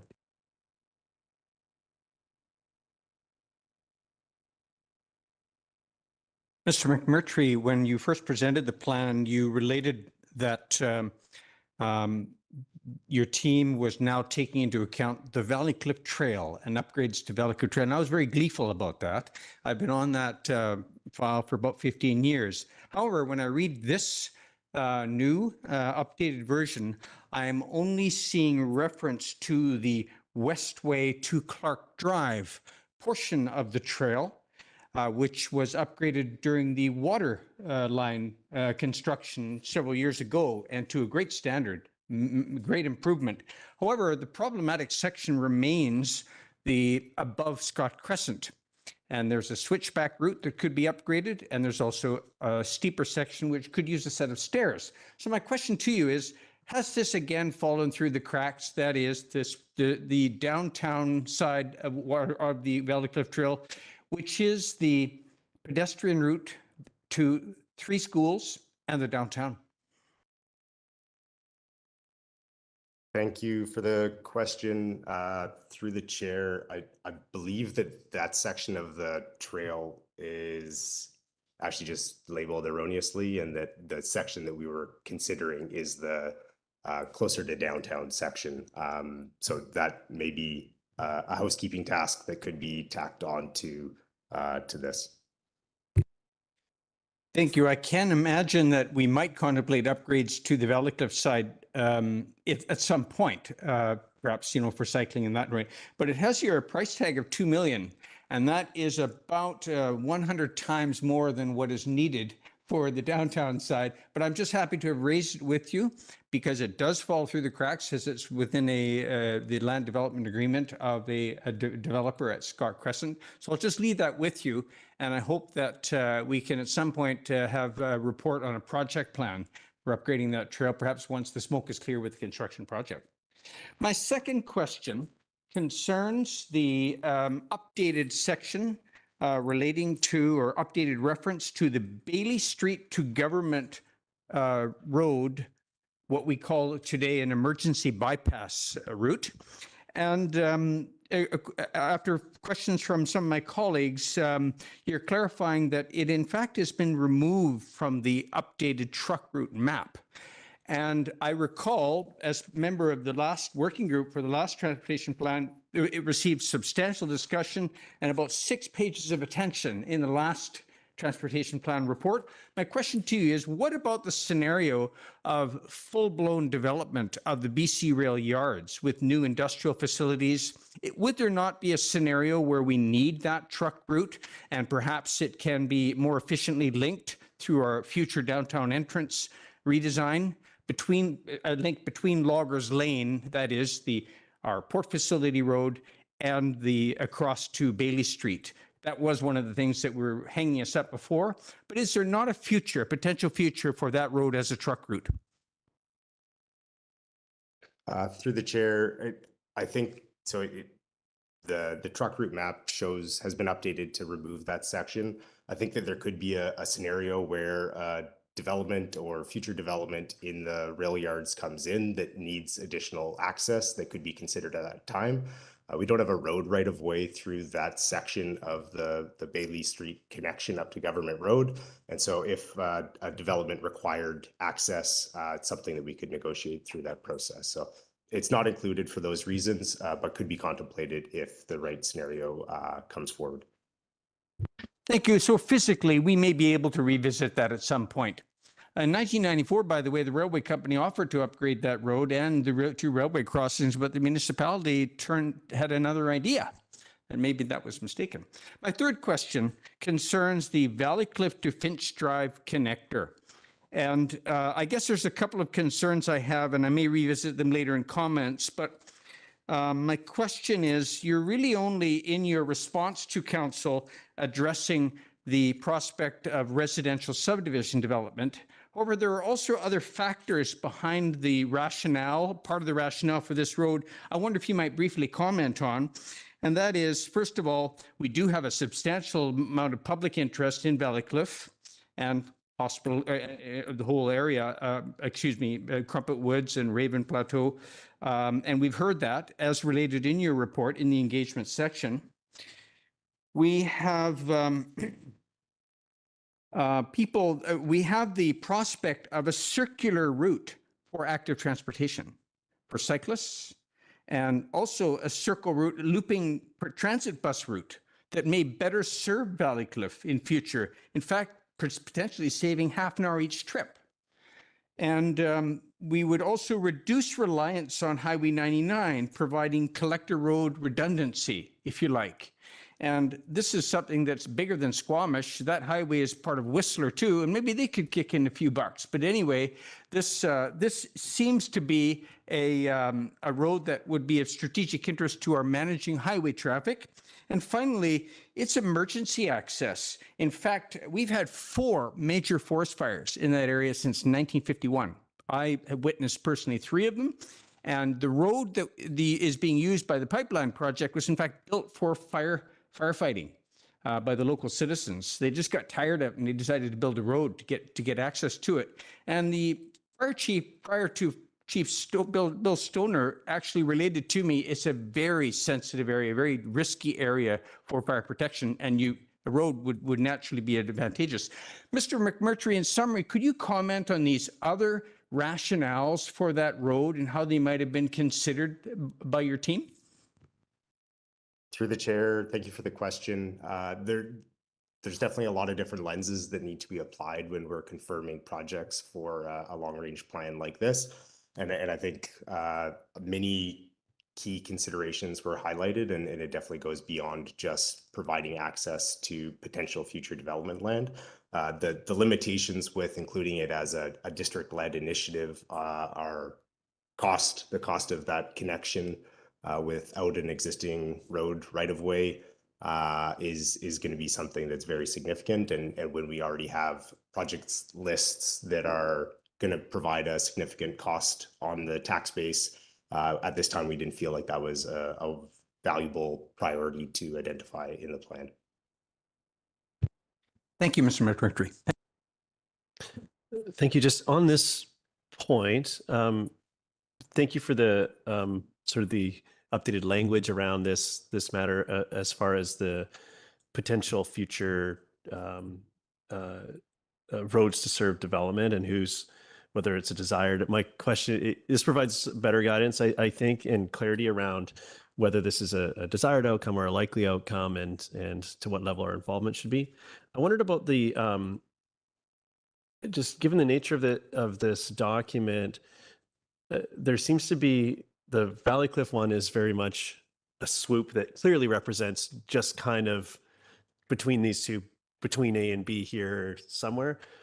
And the ones in the north are quite prescriptive. So around, what is that connection? Sorry, the Newport Ridge Drive and the top of Dowwood Drive. And I just wondered if should those be fuzzier on the map here, or recognize that they're not like all of these things, that one swoop in the south, and these are very prescriptive. Like,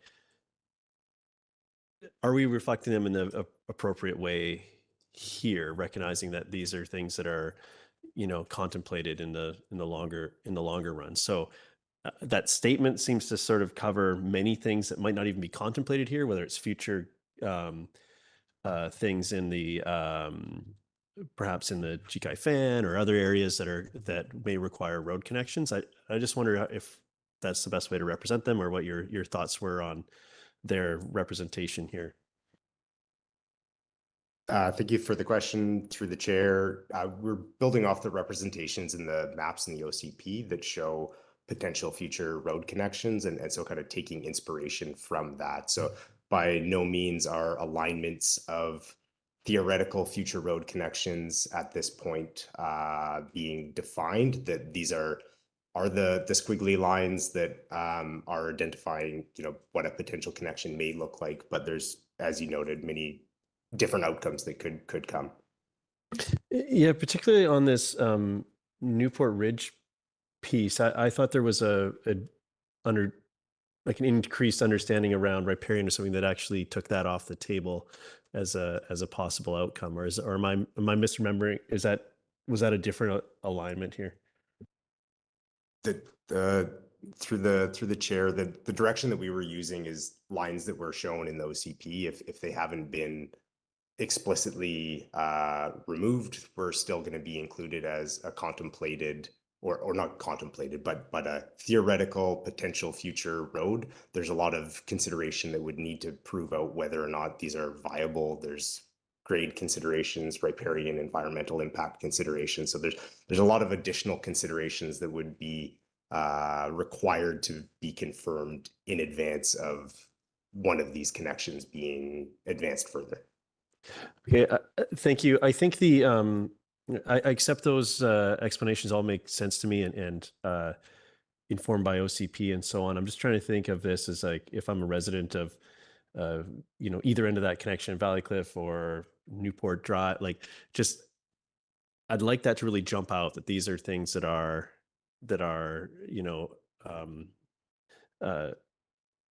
not just proposed development related road, which is how it's labeled here. And I think it's just that piece is a little bit challenging. So that's not enough to hold up this whole piece for me, because that's just representing the statement. I agree with the statement and how those are treated, but I feel like they're just presented as a little more concrete, substantially more concrete than the explanation I've received here. So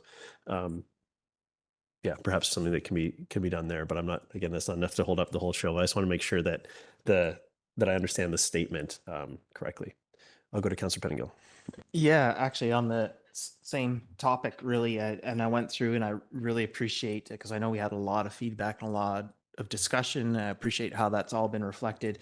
I am struggling with this new road piece, and I do wonder, I'm sort of at a point where I think I'd like to approve this with a bit of that contextual explanation for some of those diagrams, but also Action 267, work with developers to add new road connections to serve development. I think reading the report holistically, we're really, I think, being smart about avoiding induced demand, really understanding the massive costs and the importance of mode shift and so on. And just the way that new 267 is articulated, it doesn't really make that clear to me. It almost, if I was to read that in isolation, and sometimes you see these certain just single bullets pulled out and presented as the reason to do that. And this one seems to be one of those ones that some people would really pull out. And so I wonder if it's worth being just very clear about, some language about prioritizing active and sort of roads as necessary as opposed to benefiting development. And so I'm just, is there an opportunity to sort of approve this and tighten up that language and maybe just a contextual piece around the diagrams? Through the chair, I appreciate the question. Definitely could be an opportunity to add a note noting conceptual alignments or something to that nature to confirm that information that's highlighted in these maps is not by any means defining what that route would be. Be open to the direction that's provided by council. Yeah, and I think the other piece, again, just in that 267, just to me, being a little more clear on that particular language that lines be, like in some sentences seem to suggest we're happy to add new roads to support development, and then we sort of talk about all modes of transportation in the context of the rest of the report. I'm kind of like, well, what are we trying to say here? Is this sort of an exception, or are we still sort of, should we clarify about where we sort of landed in how much we need to focus on public transit and active transit when we do roads, and how we actually really don't want to build new roads unless we have to, kind of thing. Can we somehow clarify that a little bit in that paragraph? Through the chair, there certainly could be language added to clarify that. I would like to check back with OCP and just ensure that we're not out of step with the direction that's provided in the OCP before that clarification would be added. And I think that understanding that we are referring that official community plan is an important consideration in the direction that we take. Yep, go ahead, Councillor Stoner. Through the chair to my colleague, I feel like the description of that action is fairly comprehensive in terms of it says it is not the district's intent to fund new road construction to facilitate development. So while I appreciate perhaps the high level tagline of it, I feel like as I read through it, it maybe addresses the concerns that you have, or is that not the case? No, just some of the language, it just seems to be just when I read that in the context of the rest of the report, I'm like, oh, because it does sort of, on the one hand, sort of seem to say, it's not our intent to fund new road construction. However, we acknowledge this will benefit development and we'll work with developers to approve new roads, which is, so I'm just sort of like, I think we could be more clear about what we actually mean, possibly. Because for me, I'm a little bit unclear. Like when I read this, I would sort of think, oh, okay, I'm doing a new development. I want some new roads. The district's going to really work on that with me, which I don't think is what we're saying. Sorry, through the chair, but it said the last line says we will work with developers to approve the design of new infrastructure that works for all modes of transportation. So I don't know how else you would amend that. Oh, we can, yeah. If you want to put forward a motion, go ahead. I think it's the maybe develop or the like refine the design rather than just approve the design. Like we get triggered with that approval piece. Is that what you're talking about, or just? Yeah, and it's also like this sort of said all modes, and so lots of new cars is great, which is sort of contrary. Like we've really tried to focus on, yes, there may be some of that, but that's not the general direction we want to go, or is it? And this kind of is like, well, on this point, I do believe that this feeds into all the other things that we say that are said in this policy and are said in the OCP as well. So I think if we try to take any paragraph of this and try to make it say all the things that we mean by the values we're bringing forward represented in the plan, it's just not possible.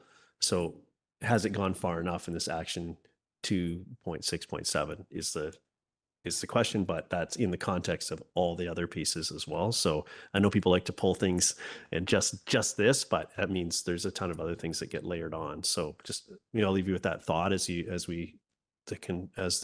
discussion goes.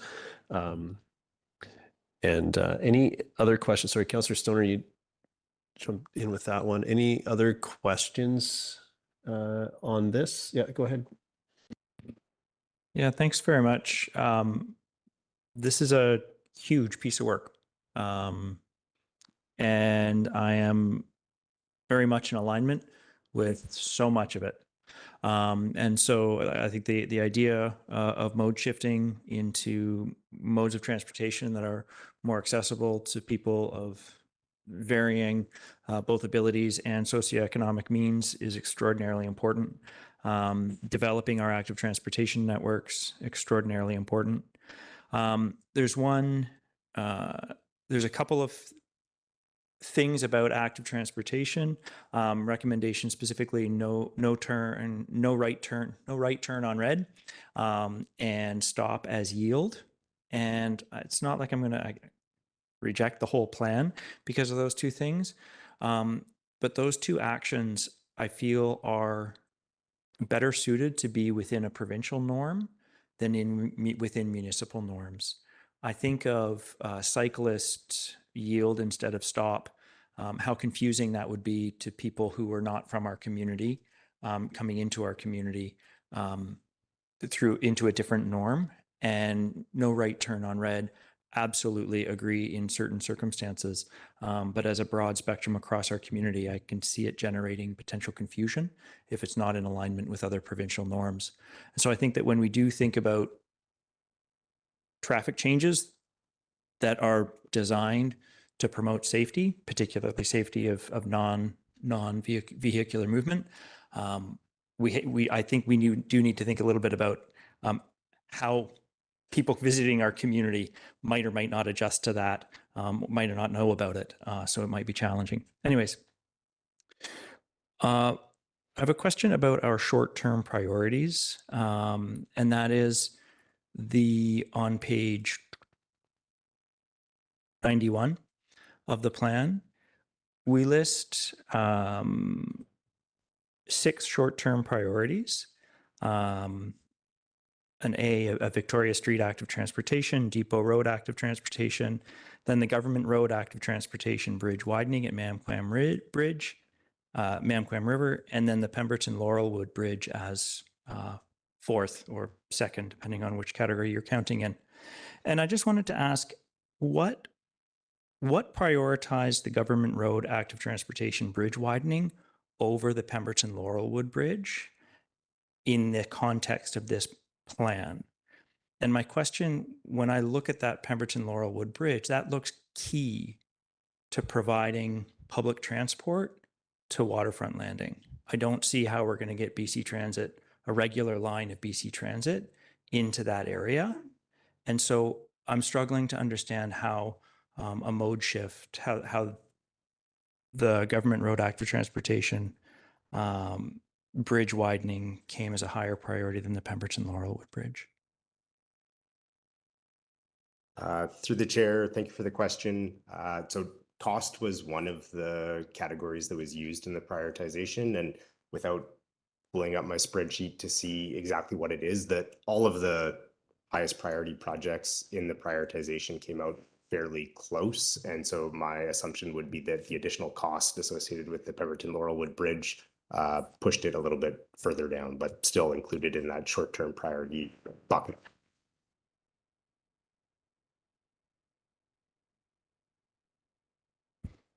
Okay.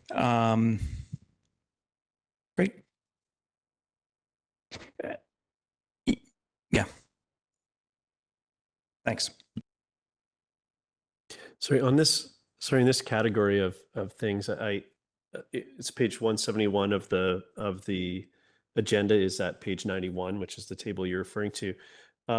There's asterisks beside the pieces that are project included in 25-29 financial plan, which is helpful, but I don't recall, were there ones that came off for these new ones that aren't included? Like, is this purely in addition to, or were there pieces that came out? And that's just a piece of context I don't have here, which might be helpful. I don't know if that goes to address my colleagues' concerns, but it's in the same sort of category. Sir, do you have that? And I don't know if you have that answer. Through the chair, so there's projects that have been identified in the financial plan, and then there's a annual transportation upgrades bucket that has also been identified that doesn't explicitly call out individual projects. So the projects that have an asterisk next to them are the projects that have their own budget line item that you can look up in the budget today. There would definitely be some of the, this was in the works when the budget for 2025 to 2029 was being created. And so some of these projects will be contemplated or included in nature, but not explicitly called out in that budget. So not bumping projects that are identified in the existing financial plan. Okay, thank you. So this fulfills two levels. One is the directing that annual active transportation investment, which we won't see a line item for the specific projects, but that category. And then the larger scale ones have their own line item because they're over that threshold. Through the chair, yeah, that's correct. And the thinking would be, as we get closer to implementing and constructing these larger projects, that we would identify what those projects are in the nearer terms of the financial plan. Thank you. And just to speculate on I resisted the temptation, but the Laurelwood Bridge has a DCC aspect to it too, which needs to accumulate over time. So I don't know that the funding mechanism for that needs to be one of the considerations here, because it is a $20 million project as well, not that serves all the purposes, but I think that's where the timing piece comes into play here, likely. Any other additional questions or? Yeah, just one more question about the Pemberton Laurelwood Bridge. Do you know when that $20 million budget was that budget was set? I looked back in 2020, that bridge was scheduled to be $4.5 million in our budget.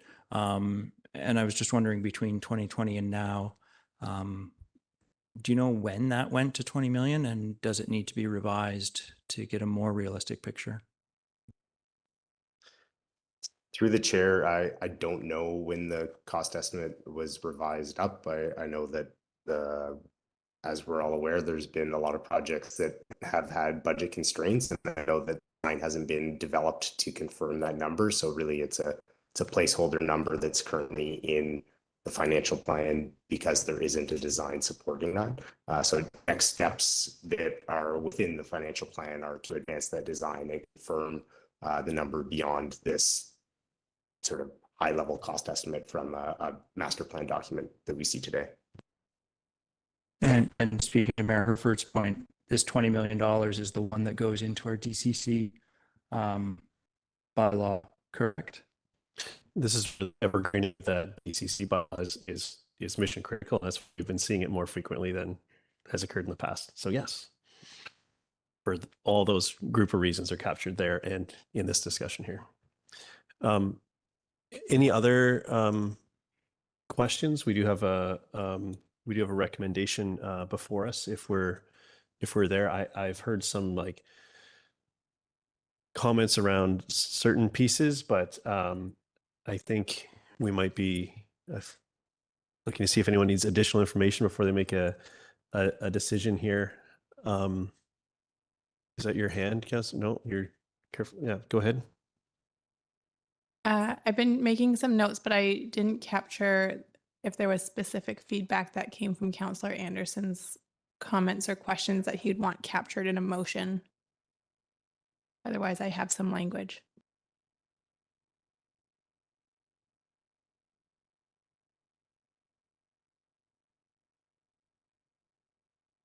In reply to Councillor Stoner, my reflection is that the last transportation master plan, we saw the world evolve, and it will be a living document. And I'm satisfied that we can be adaptive and responsive and consider the present document in that light.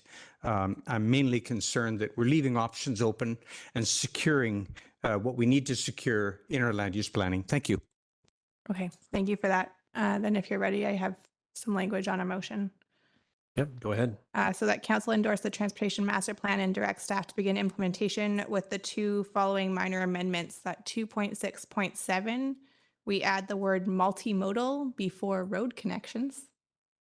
And we update map 5 to make it clear, to more clearly delineate the potential nature of proposed development roads. That seconded, I'll speak to it. I'll second that. Go ahead. Thank you. Through the chair, happy to support the endorsement of this master plan. As my council colleagues have said, it's been a lot of work that has gone into it. It is an ambitious plan, but I think it's well thought out and it's comprehensive. And most importantly, it integrates with the other key plans and objectives within the district. To Councillor Anderson's point, we will learn as we start to implement it, and it will undoubtedly be evergreened as we go through that process. But most importantly to me, it starts to address the accessibility, equity, and climate action and livability components of our transportation networks in the community. It starts to put transit, walking and rolling, and vehicle share on an even playing field. And I think important to note within the plan, this is not an effort to try and stop people from driving, but it means that more people have more choices. And so it's making more space for those who really do need to drive or really do want to drive at the end of the day. As our community grows, we do not have the space, we do not have the funding to grow our network so that every trip can be made by a vehicle. And I think what is really interesting that's come out of this plan is that a lot of people would like to take fewer vehicle trips if the options were available to them. And so this plan, I think, starts to put that into motion in a really clear and specific way. Again, it is ambitious. I have concerns around the implementation thereof, where we're going to find all the dollars to do it in an efficient way so that people can start to choose the alternative sooner rather than later. But I look forward to committing to doing that as long as I'm sitting in the seat. Thank you. Thank you. Speaking in support of the motion, I think the just on the specific guidance there around language, I really appreciate that. On the mapping piece, I'm supportive of that specific request. On the a very similar map, which was the truck route legend. There's a bit more of a cartoony dot for these like and the language is potential, which I think those two things might satisfy that, but I'll leave it to, I'm comfortable that I think we've articulated what we're trying to achieve there is just to make sure the maps accurately reflect the status. But broadly, I think this plan really highlights the sort of challenging position we've put ourselves in, we as a society over time, building around the car. And just the financial realities, yes, the financial realities inside of this plan are daunting, and we will need to figure out how to get there. What's more daunting is to continue on as we have been. And that plan and the numbers associated with that would be many, many steps above this. So I think this is a very responsible path forward, and it is actually a really good reality check for all of us, just how from a financial perspective alone. Of course, there are also the co-benefits of being a safer community and being more connected as we're out and about, being closer to our friends and neighbors as we get around town. So I'm quite happy to see this move forward, and I think it's a very important document that I know we'll be spending a lot of time with in future. So I think this is a good solid foundation for us to set about doing our work from and our long-term planning going forward. So thank you so much for that, and I'm happy to support. Other comments? Councillor Anderson? Thank you. As I mentioned last time, I see great improvements in this document. As a document, it's readable, accessible, and usable relative to the previous one, which was a pioneering effort. One of the things I reflect on is not only, as mentioned, the changing circumstances to adapt to, but also how we address engagement. And in one area, I'm not sure that we're making much improvement, and this is kind of a collective task, and that is on commercial transportation. I note that, for example, last time around, we did not have commercial transportation represented really in the working group. And sometimes these people are hard to get a hold of, they're hard to have time commit and so on. Squamish Terminals is usually good to turn up, but are they going to be on the phone? Because they're busy people too, as they sit in these meetings. There's reference here to, in the report back to council from the last committee of the whole meeting, connect with truckers before final plan. That was a recommendation that came from council, and there's reference here to the BC Trucking Association. I wonder what they would possibly tell us. Instead, we have trucking firms in Squamish that are third-generation family-owned companies. They know this town intimately and all of the issues of every intersection and every trucker issue there is. How do we reach out to them? I think we should always strive to make effort to find out who they are and bring them in, because they are interested to impart their knowledge and wisdom. And I'm referring really to the Forest Minister. We've got 3 waterfront facilities. They're the people to contact. Tell us who your people that deal with your facility, and they can give you a printout because it's all tracked. They know every truckload and timing and driver and everything. So I think we can always do better on commercial transportation. I'm very happy to see that we are going to be introducing and that's as per Action 417, jobs to housing ratio balance metric. And this will provide a shared lens to use for monitoring this important issue of commuting. And it's so profoundly important for us and distinguishes us from other communities that we might be borrowing ideas from that may or may not apply to us. There is a reference to a list of projects. Mr. McMurtry, I presume that is one that you're building and monitoring of Highway 99 intersection issues that we would work with the Ministry of Transportation on. Perhaps we might share that with Council this summer as we plan for meetings with the Ministry of Highways or Ministry of Transportation. Some folks in the community are coming forward to me with issues regarding Murren Park and safety issues there, and the inability to get any response from the 2 ministries involved there. So maybe we might revisit that together with you. There is, in response to the a suggestion regarding including ferry service, It seems to me that ferry facilities are just the same as parking facilities or road facilities or other kinds of transportation infrastructure, and we should be planning for them and where they're going to be and secure those locations. This marine transportation infrastructure is just another category of infrastructure. We should be treating it the same way. In the OCP, section 2024, there's 2 references to planning for ferry terminal facilities. We actually have 4 municipal planning documents that point to Waniak Park waterfront and designated as a ferry terminal. They're from the 1990s and early 2000s. Related to that is the new reference to barge facilities, very much appreciated. But here again, it's important that we make a plan just like we would for a road. Where's it going to go? The options may be limited. Let's secure those opportunities. And yes, so the same thing there. In fact, we have been needing barge facilities for a long time, and now it's come to a point of conflict with recreational boating because we don't have those barge facilities. Nobody has a place to go. So it's caught up with us, in other words. I'm just about finished, Mayor Herford. It's your 1-minute warning, Councillor. I guess I'll wrap up then with back to the Valleycliff Finch Drive connector. In the 1998 OCP, that road was put in, that route, that right of way. And then for some reason, it was taken out of the next OCP, the one that we wrapped up in about 2010. And what happened was a house got built right in the middle of that right of way because we removed that designation. So this is an example of how we need to secure these right-of-ways and make sure we're long-term thinking of different scenarios and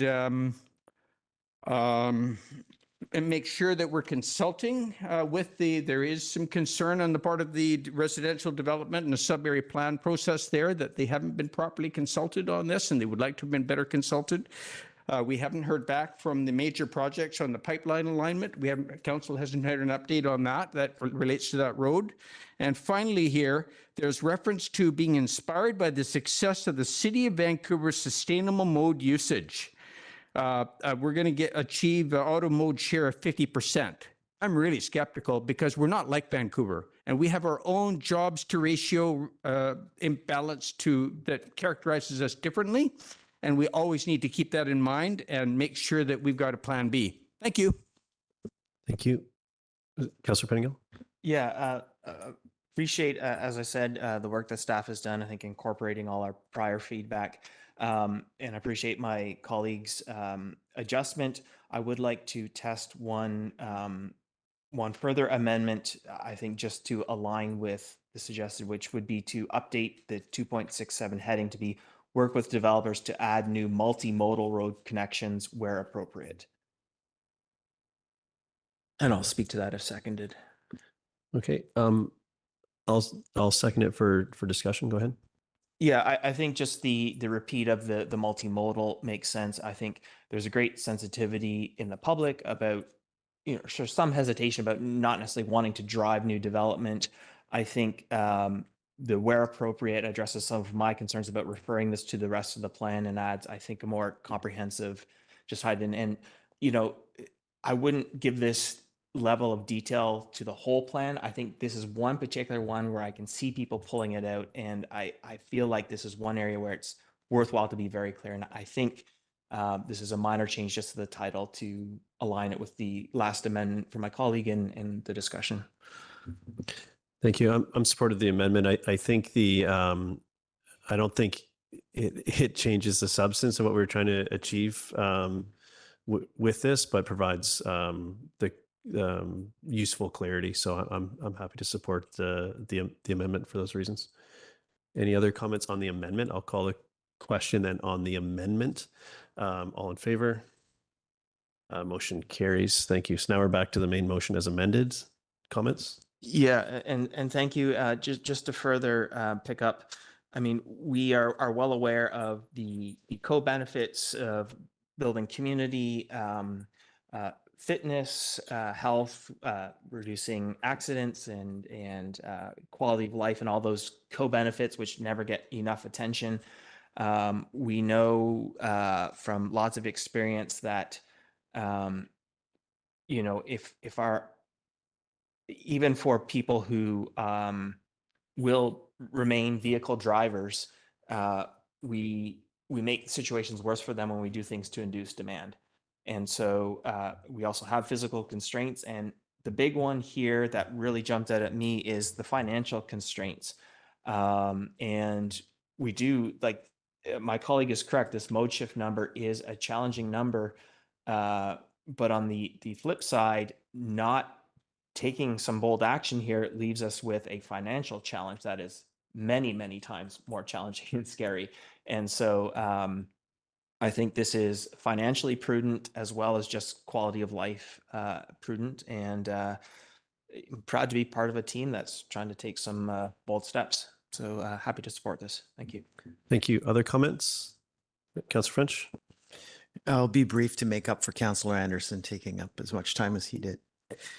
I find that this is a strong and comprehensive plan. I support the motion. Thank you. Councillor Greenlaw?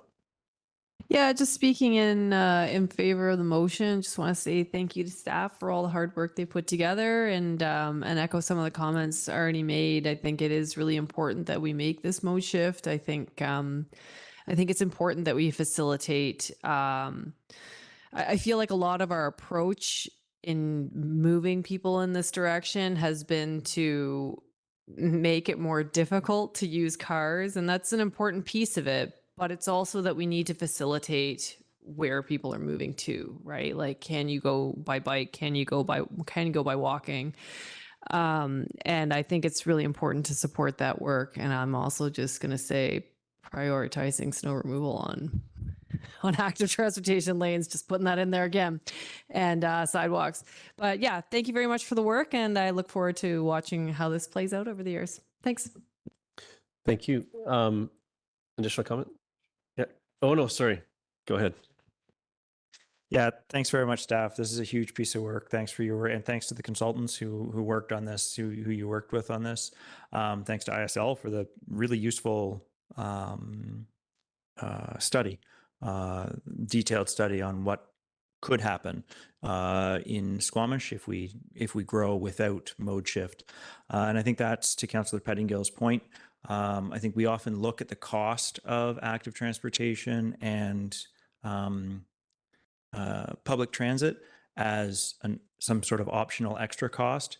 But the reality is every time we have a bike on the road or a person in a bus, we're offsetting the cost of that person being in a car because it costs us a lot more money to maintain the roads to keep somebody in a car than it does to keep somebody in a bike or in a bus. So thank you very much for your work.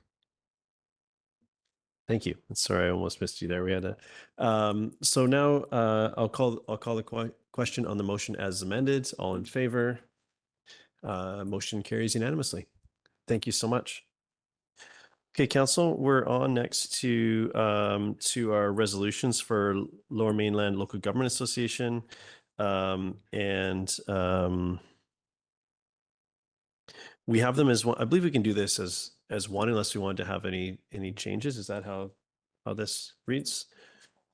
So we can also pull one out, so we can treat this as a consent agenda essentially. So maybe we'll start there. Would anyone like to pull something from refinement or discussion so we can narrow down our focus our conversation? Yeah, go ahead. I'd like to pull 5, 6, and 7.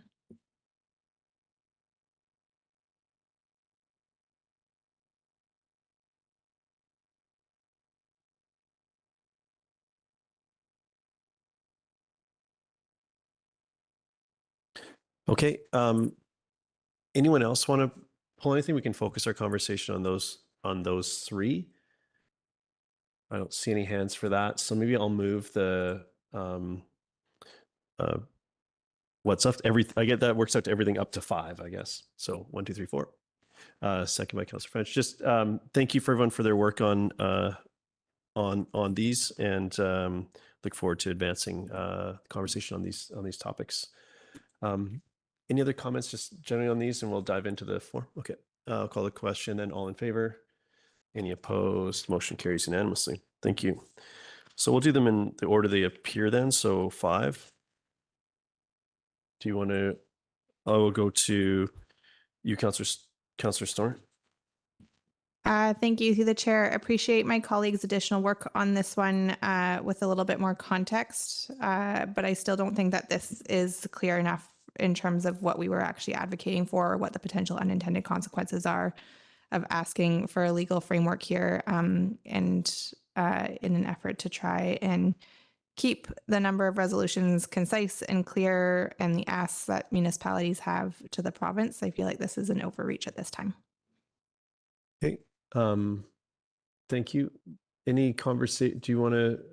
I'll go to Councillor Greenlaw. This was your resolution, if I recall. Yeah, well, I think just the concerns are it kind of leaves a lot of significant work just hanging in the winds, right? Like we just have these coastal marine strategy goals that have been suggested after significant consultation with various coastal communities, but also with various First Nations, like a lot of different stakeholders that have been consulted to come to these 9 goals. And essentially right now there's no way of implementing them. So the request it's an ask for the province to actually start putting legislation in place so that these goals that are recognized as priorities for these communities and for these stakeholders can actually be put into law. And that, yeah. Okay. Other comments on this? Go ahead. Councillor Pettingill and then Anderson. Yeah, I mean, we have started to reopen our community or reconnect our community to the ocean. I know there's still some work to do there, but through that work, and I'm thinking of the Spockles Feather Park, the biosphere work which we've been involved in, we understand the connection to our whole fjord and valley and watershed. So to me, starting to put some real teeth into I think the work that has been done is important to call for. And I think there may be some unintended consequences. And in my mind, when I read a resolution like this, and maybe it's worth adding a line, but it's implicit in this to me that the province will work with the UBCM as that legislation is developed to mitigate against those unintended consequences. I don't think we would have all of that work done ahead of time. We would want the UBCM and the province to be able to have those discussions, and to me, this sets that process in motion. Thank you. Yeah, go ahead, Councillor Greenlaw. Sorry, just one piece I forgot to mention. I have shared this with some members of the biosphere, and they are supportive of it going forward. Just to put that out there. Thank you. Oh, sorry. Yeah, Councillor Anderson. I forgot. Thank you. Something that occurs to me that I would wish to see more clarity around in terms of our purposes and goals and putting together a resolution on this is the various jurisdictions. I'll just quote from here. This legal framework, the one that is suboptimal, if you like, has often left local governments unsupported. So what is our objective here? Do we want to get involved? Do we want jurisdiction? Is it offloading, actually? Maybe we don't want that jurisdiction. Or is it double jeopardy that is already being looked after? And we encountered this in our marine zoning effort, is that the marine log storage was already being looked after and had its own, between DFO and so there was, it was pointed out that this is double jeopardy. So it's clarity about our objectives as a municipality. What is it? What is our place in here? That is one issue. The other thing I see that under the legally restrict pollution at the source section, that actually has the making of a resolution, it seems to me. Here's something we can bite into, but of course it doesn't only apply to marine zones, but there's certainly some stuff there that would be the substance of a resolution. There's matters of jurisdiction. The other point I'll make is that I'm always wanting to see integrated resource management and not just to focus on conservation, because we need to, in order to realize conservation, we need integrated resource management and get everybody in the same painting, if you like. So my main concern is, what are our objectives as a municipality in this effort? Yeah, thank you. I think for me, I think the call is to continue the work. I think that pushing to in trying law, like there's a lot of pieces here that I think need to be fleshed out further before I feel comfortable advancing this as one of the highest priorities for us, which is essentially what we're saying with these resolutions. So I'm not supportive at this time, and perhaps there's a piece of this that needs a specific piece of this that needs some would warrant some attention, and I'd absolutely support some work in pulling pieces of that out to push in a specific piece that are important to us. But as it sits here, I think it's too broad for my support. So I think at this point, if there's other comments on this, I would say maybe we'll have a vote on this particular item. So I'm just gonna go ahead and assume that Councillor Greenwald, would you like to move that we submit this, and we'll vote, and then we'll. I'd like to move that we submit this resolution. Okay, thank you. Is there a seconder for the motion? Councillor Pettingill seconds. I think we've had a kind of a pre-debate for this. I don't think we need more comments here. So we'll call the question or do you need to comment? Yep, go ahead. I didn't speak, so I'll take this opportunity. When I take a look at the volume of resolutions at particularly UBCM, I think it's not quite as big of an issue at the LMLGA level. This motion doesn't quite get there for me. And because of that volume of motion, a resolution like this one, I think is best left off and refined a little bit further to get a resolution like this sharpened up and more supportable broadly. Thank you. So I'll call the question. All in favor and opposed? Councillor French, Anderson, Hamilton, Stoner, and Mayor Herford opposed. Motion fails. Next was item 6. Thank you, through the chair. I just wanted to make one amendment in the last line of the therefore be it resolved clause, that we still have a hangover of the clean economy. So if we just remove that and it's an equitable, safe, welcoming society, and then I'd be happy to support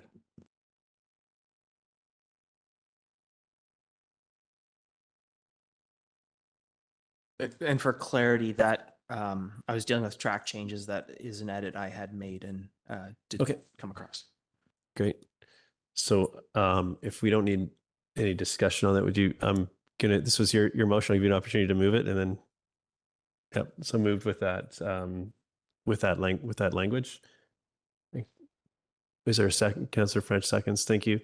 Any other discussion on this? Call the question. All in favor?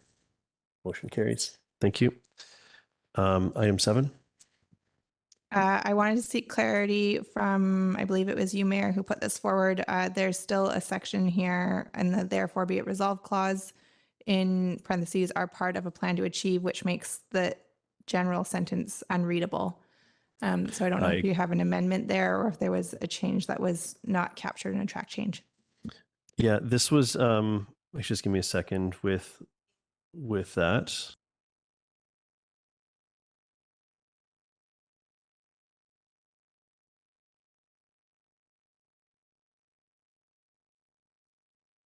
That was more of a prompt to edit. So that, I think that without that, it still tracks. So if we just remove that piece, let me just give it a read again.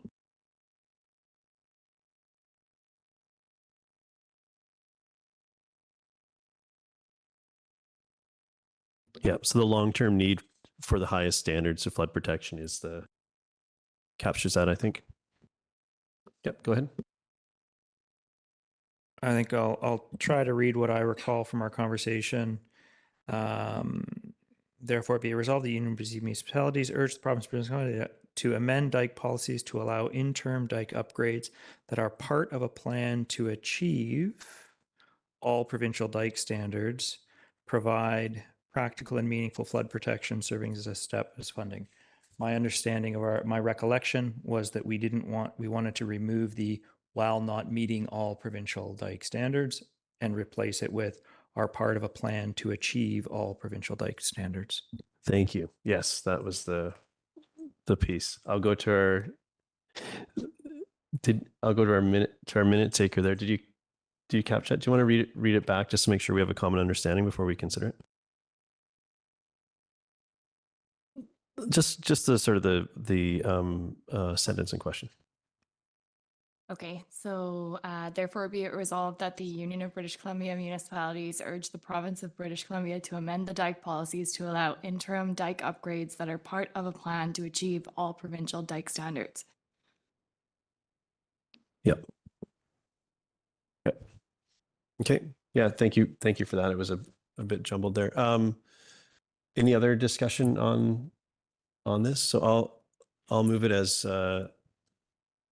we just heard, and thank you, Councillor Hamilton seconds. And this is really about being able to take practical steps where perhaps 100 meters of dike at the 200-year standard return rate would be wonderful, and the provincial standard. But the most impactful thing to do would be a kilometer of protection to a much lower standard that'll protect us from the next spring melt. So that's the kind of thing that we're trying to address with this. So thank you for the support on this thus far. I'll call. Oh, yep. Any other comments here? Mayor Herford, I asked previously and prematurely about sharing these resolutions now that we've endorsed what we're going to be bringing to the convention, sharing them with other municipalities. For example, Maple Ridge has put out 2 resolutions, one on industrial lands and another one on a topic that we were also covering as well. And I just wondered whether we have free rein to share those resolutions with councillors or of those other local governments. So let's get through the vote on this, and we'll have a quick chat on that topic. Any further comments on the diking resolution or final resolution that we're considering tonight? Okay, I'll call the question then. All in favor? Motion carries unanimously. And now that we've taken these on and we'll submit these, to your question, I find it challenging when we see municipalities officially advance them to other. It just ends up on an agenda somewhere or something. But I would encourage all of us, if we have networks, to engage on these matters to ensure that they get that these get support at the next touch point, which will be the LMLGA. We have full reign to do that, particularly now that it's been. They've been endorsed, and this is how we're proceeding. So I'd encourage you to activate your network. And if someone would like to take a different direction on these, as far as sending letters soliciting support formally to any specific municipality, I would take that. I would happy to have that discussion, but I find it's a bit of I don't know that it's has the impact that we think. So I prefer the individual approach personally, and perhaps there's a specific one that deserves a different approach or something. But I'm all ears. Go ahead. Yeah, personally, I'm not a fan of sort of broadcasting ahead of time our resolutions to all councils. I think things they get lost. But I vaguely recall my colleague, I thought, mentioned in terms of the resolution he put forward that I think it was North Vancouver had a particular interest. And so maybe there's a rationale where the mayor on that one might reach out to them specifically, or if you have I'm not sure if that's the ask, or you just have colleagues on that council that you can send it to and you don't need to involve the rest of us. Yes, in response to Councillor Pettingill, actually my concern is that a resolution on industrial land might be seen to be Lower Mainland centric.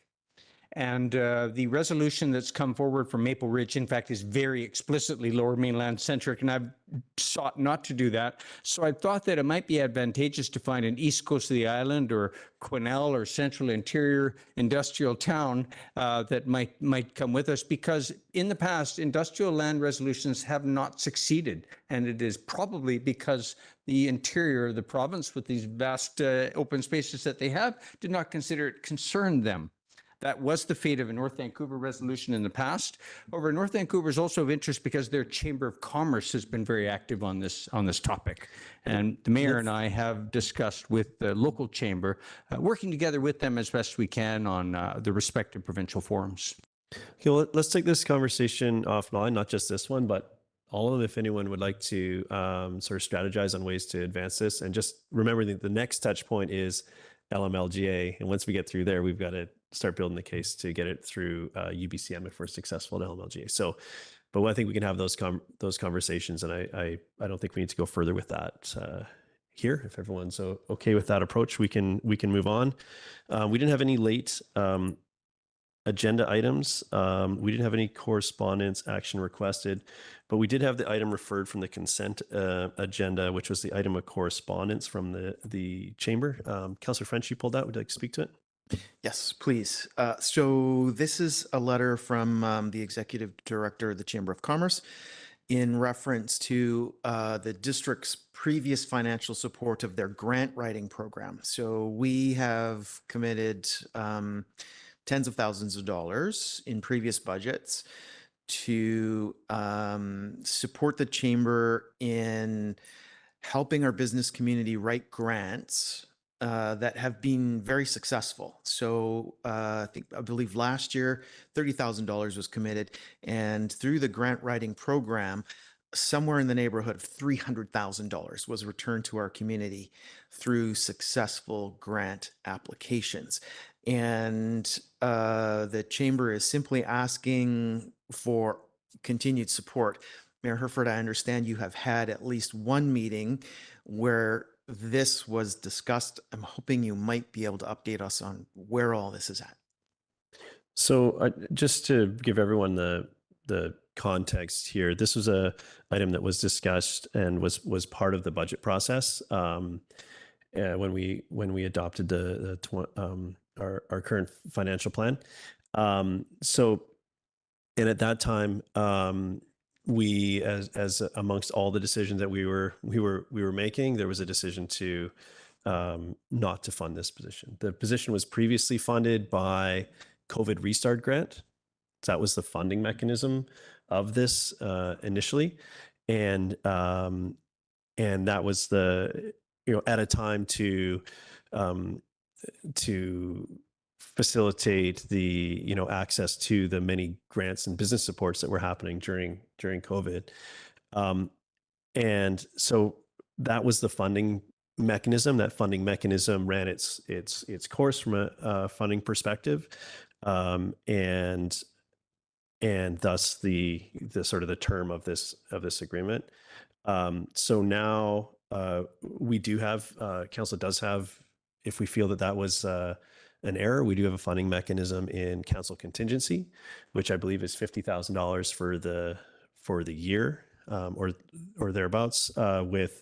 And this ask would be 30,000 of that 50, if that's the funding mechanism that we choose, which is the only one that's available to us as we sit here. So we're in Q1 2025. It's a 60% ask of our council contingency for the funding source as we sit here. I wanted to revisit this discussion to make sure that we all understood where we were, because we made many decisions at budget time. That's why I brought bringing this forward for the specific conversation on it. But that's the rough of where we are and our path forward should we want to do it. One other additional layer is that when we think about how we partner with our community and what pieces we're supporting and what those agreements look like, I think that a grant writing position could be something that forms an ask that is into the financial plan as one of the services that's delivered, and could live more in a partnering agreement than in a one-off on this item. I know it has been impactful, but that's the other sort of a next touch point for it would be to take a step back from that. Although as we sit here, I haven't even been able to check in with the outside world really today with all the meetings we've been having in here around how tariffs and so on are happening and what those responses are going to be. So that's the rough understanding of where we are as a recap. So I don't know, does that cover off what enough context for you at this point? That update gives me precisely what I was looking for. And I will also add that I believe the council contingency portion of our previous budget was left completely untouched. I don't think we spent any of it last year. Right. And carryovers do go into that general operating, but yes, that does happen. Did I see a hand on this side? Councillor Storn? Yeah, I just wanted to thank my colleague for pulling this piece of correspondence and to the mayor for the update. I think it's an important conversation. I want to recognize just how valuable that position was in terms of the chamber really leveraging the dollars that came from the COVID restart grant. I think to the mayor's last point, it's like there's a lot of uncertainty right now, especially in the business community. And so I don't want to take this off the table, but I also am not sure that this is actually the best way to spend those $30,000 in this particular climate. And so I would hope that we just continue the conversation and the dialogue with the chamber and try and figure out, like, if that is the reserve that we have, how do we make sure that we use that as best to our ability to support our business community in these uncertain times. And so I think we just need to reframe that conversation at this time. Not that that money is totally off the table. I think we should use it. But I just don't think that this is necessarily the best way in this current moment. Yeah, thank you. Yeah, go ahead, Councillor Anderson. Where we may land on this, whether we may or not find a solution, funding solution for the chamber's request, it speaks for me to one of our objectives in our strategic plan, 1.4, build relationships with community groups to increase community capacity and resources. And this is just, I just matched that up. I want to make another observation. I was looking through the websites of the Northern Development Institute Initiative Trust, the Island Coastal Trust, and the Columbia Basin Trust. These are recognized by the province for doing things like handing out grants for grant writing programs. And in fact, each one of these websites, their funding programs all refer to chambers of commerce or other nonprofits delivering grant writing programs. And so it occurs to me that maybe we should work together with the chamber and renew our effort to lobby for Squamish getting a place in such an economic development trust fund. We are missing in the map of BC. I think there's a couple other communities as well, but that would be a very useful funding envelope for a number of things, small grants, economic development related, and perhaps we might work together with the chamber to advocate for getting filled in on the, included in the map for one of these trusts. Thanks. Thank you. That's a great point. I think that so as we're here, I want to make sure that we acknowledge, and I think the what I'm gleaming from the comments I've heard so far is an interest to help this particular way. As we sit here today, I feel like we're standing behind the decision that we made, but we also do have some things to bring to bear to help. Provincial budget was announced today. I'm curious to see if there's a slew of programs to be accessed, and we need to figure out a way for our business community to best access those. That's great. If the response here is everyone has to batten down the hatches and there's not going to be supports and all grant programs are the first thing on the chopping block, then the rationale for supporting this doesn't exist. So I would like to revisit this as the tariff response develops, and I know that the chamber's doing some work to understand what those impacts will be now that we're starting to get some clarity, and our provincial and federal budgets will also start to reflect that reality. So I think we're open to the discussion, but making a decision here in this meeting on this matter, supporting it, I think wouldn't be appropriate response. So for those reasons, I'll move receipt of the correspondence, second by Councillor French, and thank you for the conversation here, and to the chamber for all their hard work. I look forward to figuring out how best to support them as we go into this challenging time ahead, and perhaps 4 years of uncertainty. I will call the question. All in favor? Any opposed? Motion carries. Thank you. We didn't have any business arising from the minutes. Any notice of motion, council? any open question period, clarification related to anything on the agenda from anyone in the gallery? Yeah, come on up. You need to go to the podium to do the microphone and so on. And if you could start by just with your name and neighborhood, and then we'll do our best to answer your question. From Parkway. I just wondering why the agenda was missed on there about the covenants. Sorry, there wasn't an agenda item related to the. Yeah, it was. Sorry.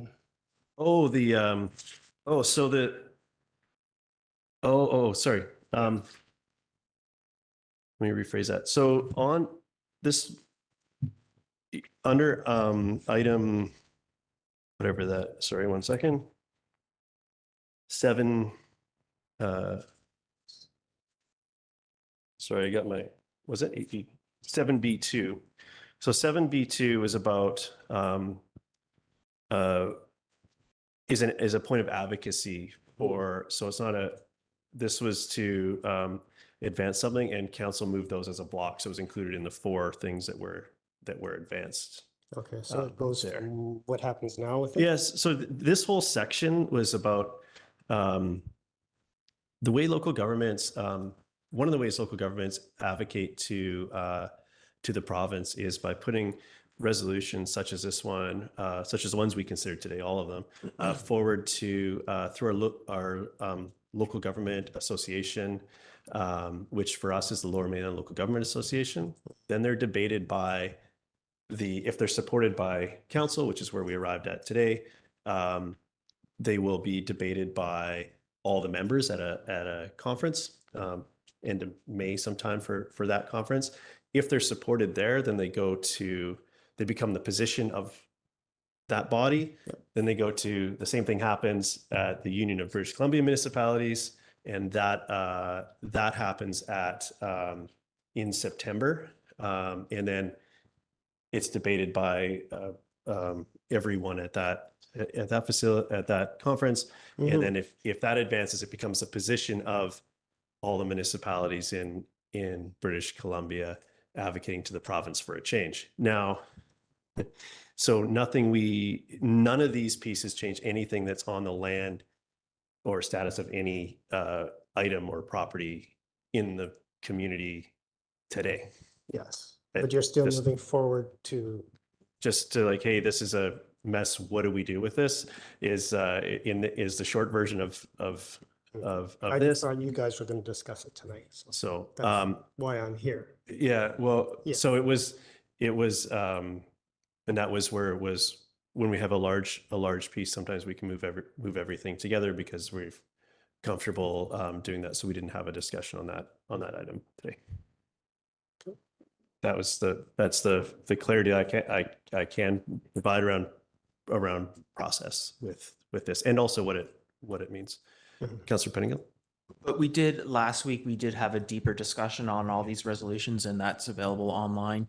And then prior to last week, I can't remember when it was, we sort of had an initial introduction of the resolutions we are considering. So there have been 2, and I think last week's was the more in-depth. I can follow up with the links to those discussions if you'd like to how we arrived here. But those were in public meetings, which also have the recording and so on. So if you'd like to. So there really was no. Okay, so basically, if you're not paying attention, you're not gonna see what's going on. So. That's the path that they took to get here. So yeah, that's the path was not open then. Sounds good. No, it was open, just at the those were done in open meetings like this one that are recorded and online. Okay, sounds good. Thanks. So I'm sorry if that was a misinterpretation of what was here, what was the expectation was this evening, which I think is likely what we have going there. So yeah, sorry we didn't spot that earlier. Sometimes I go over and say, what item are you here for? And we can kind of provide some of that clarity, but yeah. Do we have? Thank you. Yeah. Any other or a follow-up question to that if you want? Yeah. Or no, question and clarity for something. Come on. Yeah, my name is Mark. I'm in Garibaldi Estates. Regarding the transportation master plan, whatever is suggested in that plan, would it have an impact on projects that are currently in the process of being built or have already been built? All like those orientation of like making infrastructures better, could they be reviewed or modified in the future? And how do we make those changes from now on? Just thinking about, just to give you some examples, the new bike lane that was put in front of Independent that has 2 posts, so signal lighting posts through them. I pointed it out to the staff who was in charge of that infrastructure being built at the time when the machine was there, and it could have easily been moved away, with a little bit more digging. But the answer was the light post belongs to the Independent owner, so it didn't get moved, and then the light post didn't get moved either. So retrofitting this will be way more costly than having addressed that issue in the first place. So it's pretty disappointing when we're hearing about, providing community amenities and safe routes for this and that, and then when something is being built, we don't see the thing being built correctly. So will that transportation master plan address those issues? That's the first part. Can I ask the second one? You want to answer to this one? I'll try to adjust your first one just so we can try to parse out the answers. I think that with something like a master plan, it sort of crystallizes all the high level goals, but it also brings all the learning of those ones that have been challenging. And I remember I've ride that bike path often, and I remember when I first, that was many years ago, and the policies have evolved since then to aim to avoid those types of outcomes.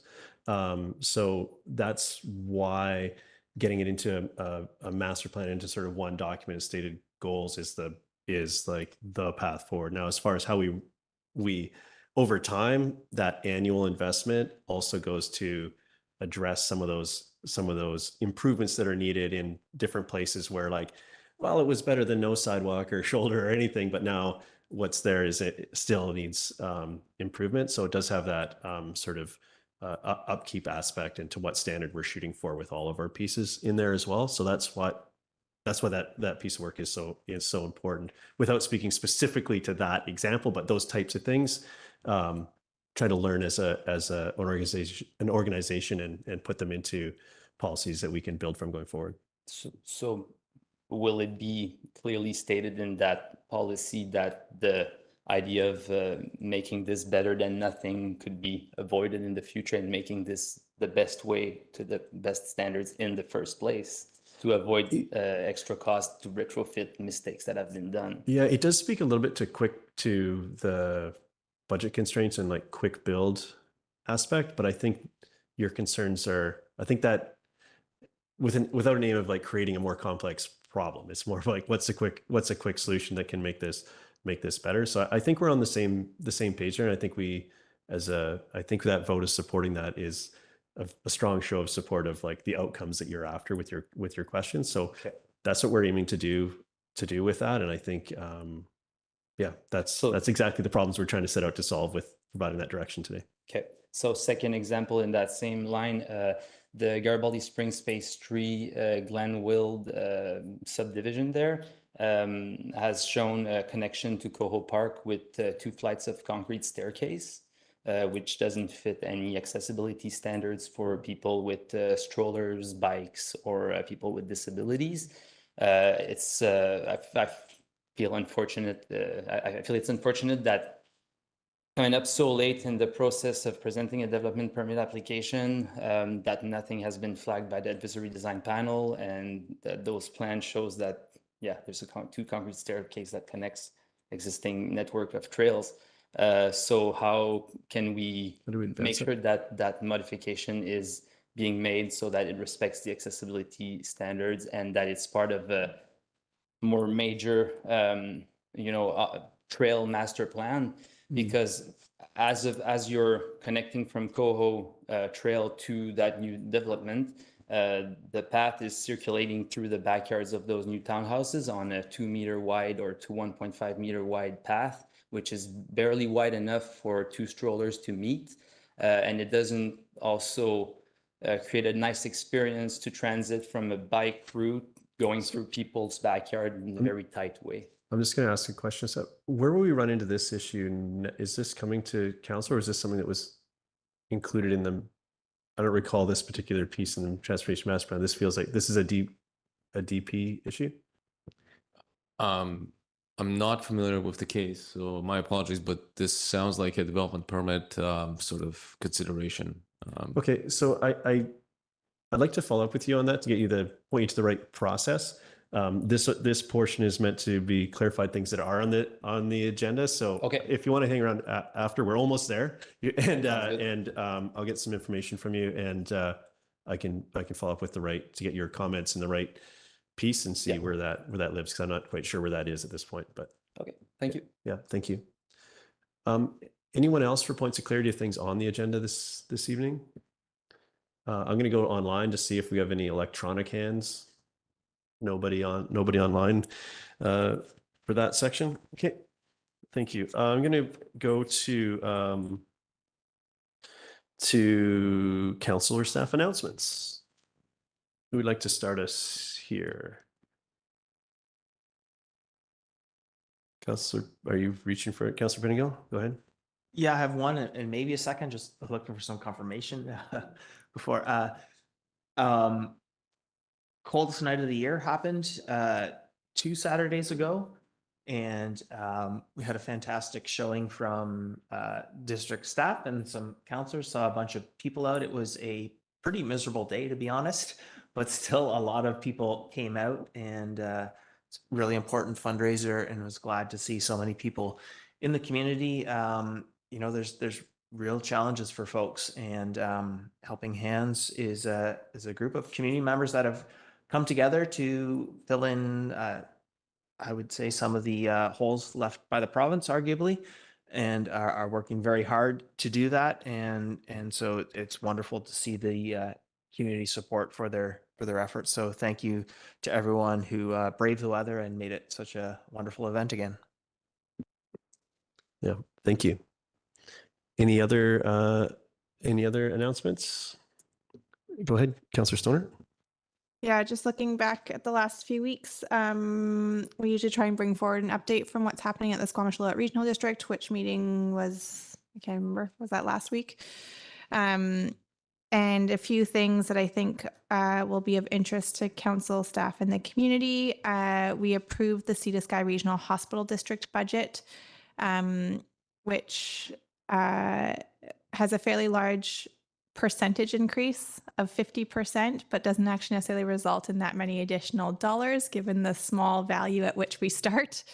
So that brings our requisition amount up to $4.37 per 100,000 of assessed value. So still fairly small amount of taxation that's going to the regional hospital district, but it's going to fund some really important projects this year, including a replacement of the portable x-ray machine at Squamish General, as well as a replacement of the x-ray machines, both the regular one and the portable one at the Pemberton Healthcare Center, which is really phenomenal, needed very, very greatly up in Pemberton. As well, the board has directed putting $1 million into a Sea to Sky Community Services project in Pemberton called the Harrow Road Housing and Community Hub, which is modeled off of the Spirit Creek building that's here, that is housing in the Foundry, and they're working on developing something similar in Pemberton. So we hope that they are successful in doing that, and we can use some of the processes through the regional hospital district to help support that project, which will be really, really important in anchoring youth services in the north end of the corridor. More broadly at the regional district, there was an allocation of $40,000 to the Squamish Climate Action Network through shared funding that we have through Squamish and Area D to help support their work and implementation of the the Squamish Food Policy Council and the Squamish Valley Agricultural Plan. And more broadly at the SLRD, they're also working on updating their comms policy as well as their procedure bylaw, and they have most recently referenced our update to our procedure bylaw. So thank you for the work we've done at this table. It's helping the regional district. The week before that, I was in Richmond for executive meetings with the Union of BC Municipalities. And just a brief update there that we're working on really doing some prep work for our upcoming advocacy days. So in early April, UBCM executive will be in Victoria on behalf of local governments across the province, advocating for key priorities, which are typically around how we fund everything we need to do in partnership with the province and the things that we are seeing land on our doorstep. As you can imagine, today has been a bit of a shifting sands in terms of how we package those priorities and respond to the changing economic context that the province is working under. So we are just working on that as an executive on how we'll bring that forward to the folks in Victoria in a few weeks' time. And I'll leave it at that. Thank you. Thank you very much. Other comments? Yeah, thank you. It's been a busy the last little while, and I think the coldest night of the year night was really special. We heard about that a little bit earlier, and I just wanted to just add that it was so nice to see the community come out and come together as and to recognize the importance of the issue of those folks that are experiencing homelessness or housing insecure, and recognize that they're part of our community, and we can do something about it when we come together. It was also 4 degrees and slashing rain, which I think is possibly one of the least hospitable environments on the planet. At least you can build shelter out of snow. If it's really hard to live outside when it's like that, and I think we had a small taste of that, but with all the support of the sponsors and the community groups that came out and had all the little tables, it really showed to me the difference that a little bit of help can make, whether that's a snack or a warm drink, or even just someone that's out there with you, and so you're not alone. And it's a very minor microcosm of that, as we rocked 5 kilometers in the rain versus living outside full time. But I think those impacts are really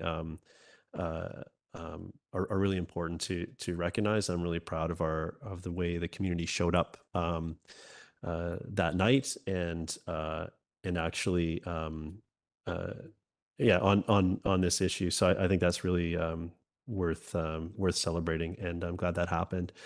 In the similar category, we had a visit from the folks from the City of Merritt that were here exploring steps to take in their community around homelessness. And I think that we're very lucky to have under one roof here, and but we know we're not done as well. So it's great to be able to share the successes and the challenges with our experience with folks that are wading into that space. So it was great to hear about their context and the stuff that they're working with. And I find it always rewarding to connect with colleagues working on similar things, to learn from each other. And it also is one of the things that helps me sleep at night, knowing that there's a lot of people out there working hard to address the concerns in their community. And again, another example of us, being ahead of some, but still having work to do. I think, and I think that's about.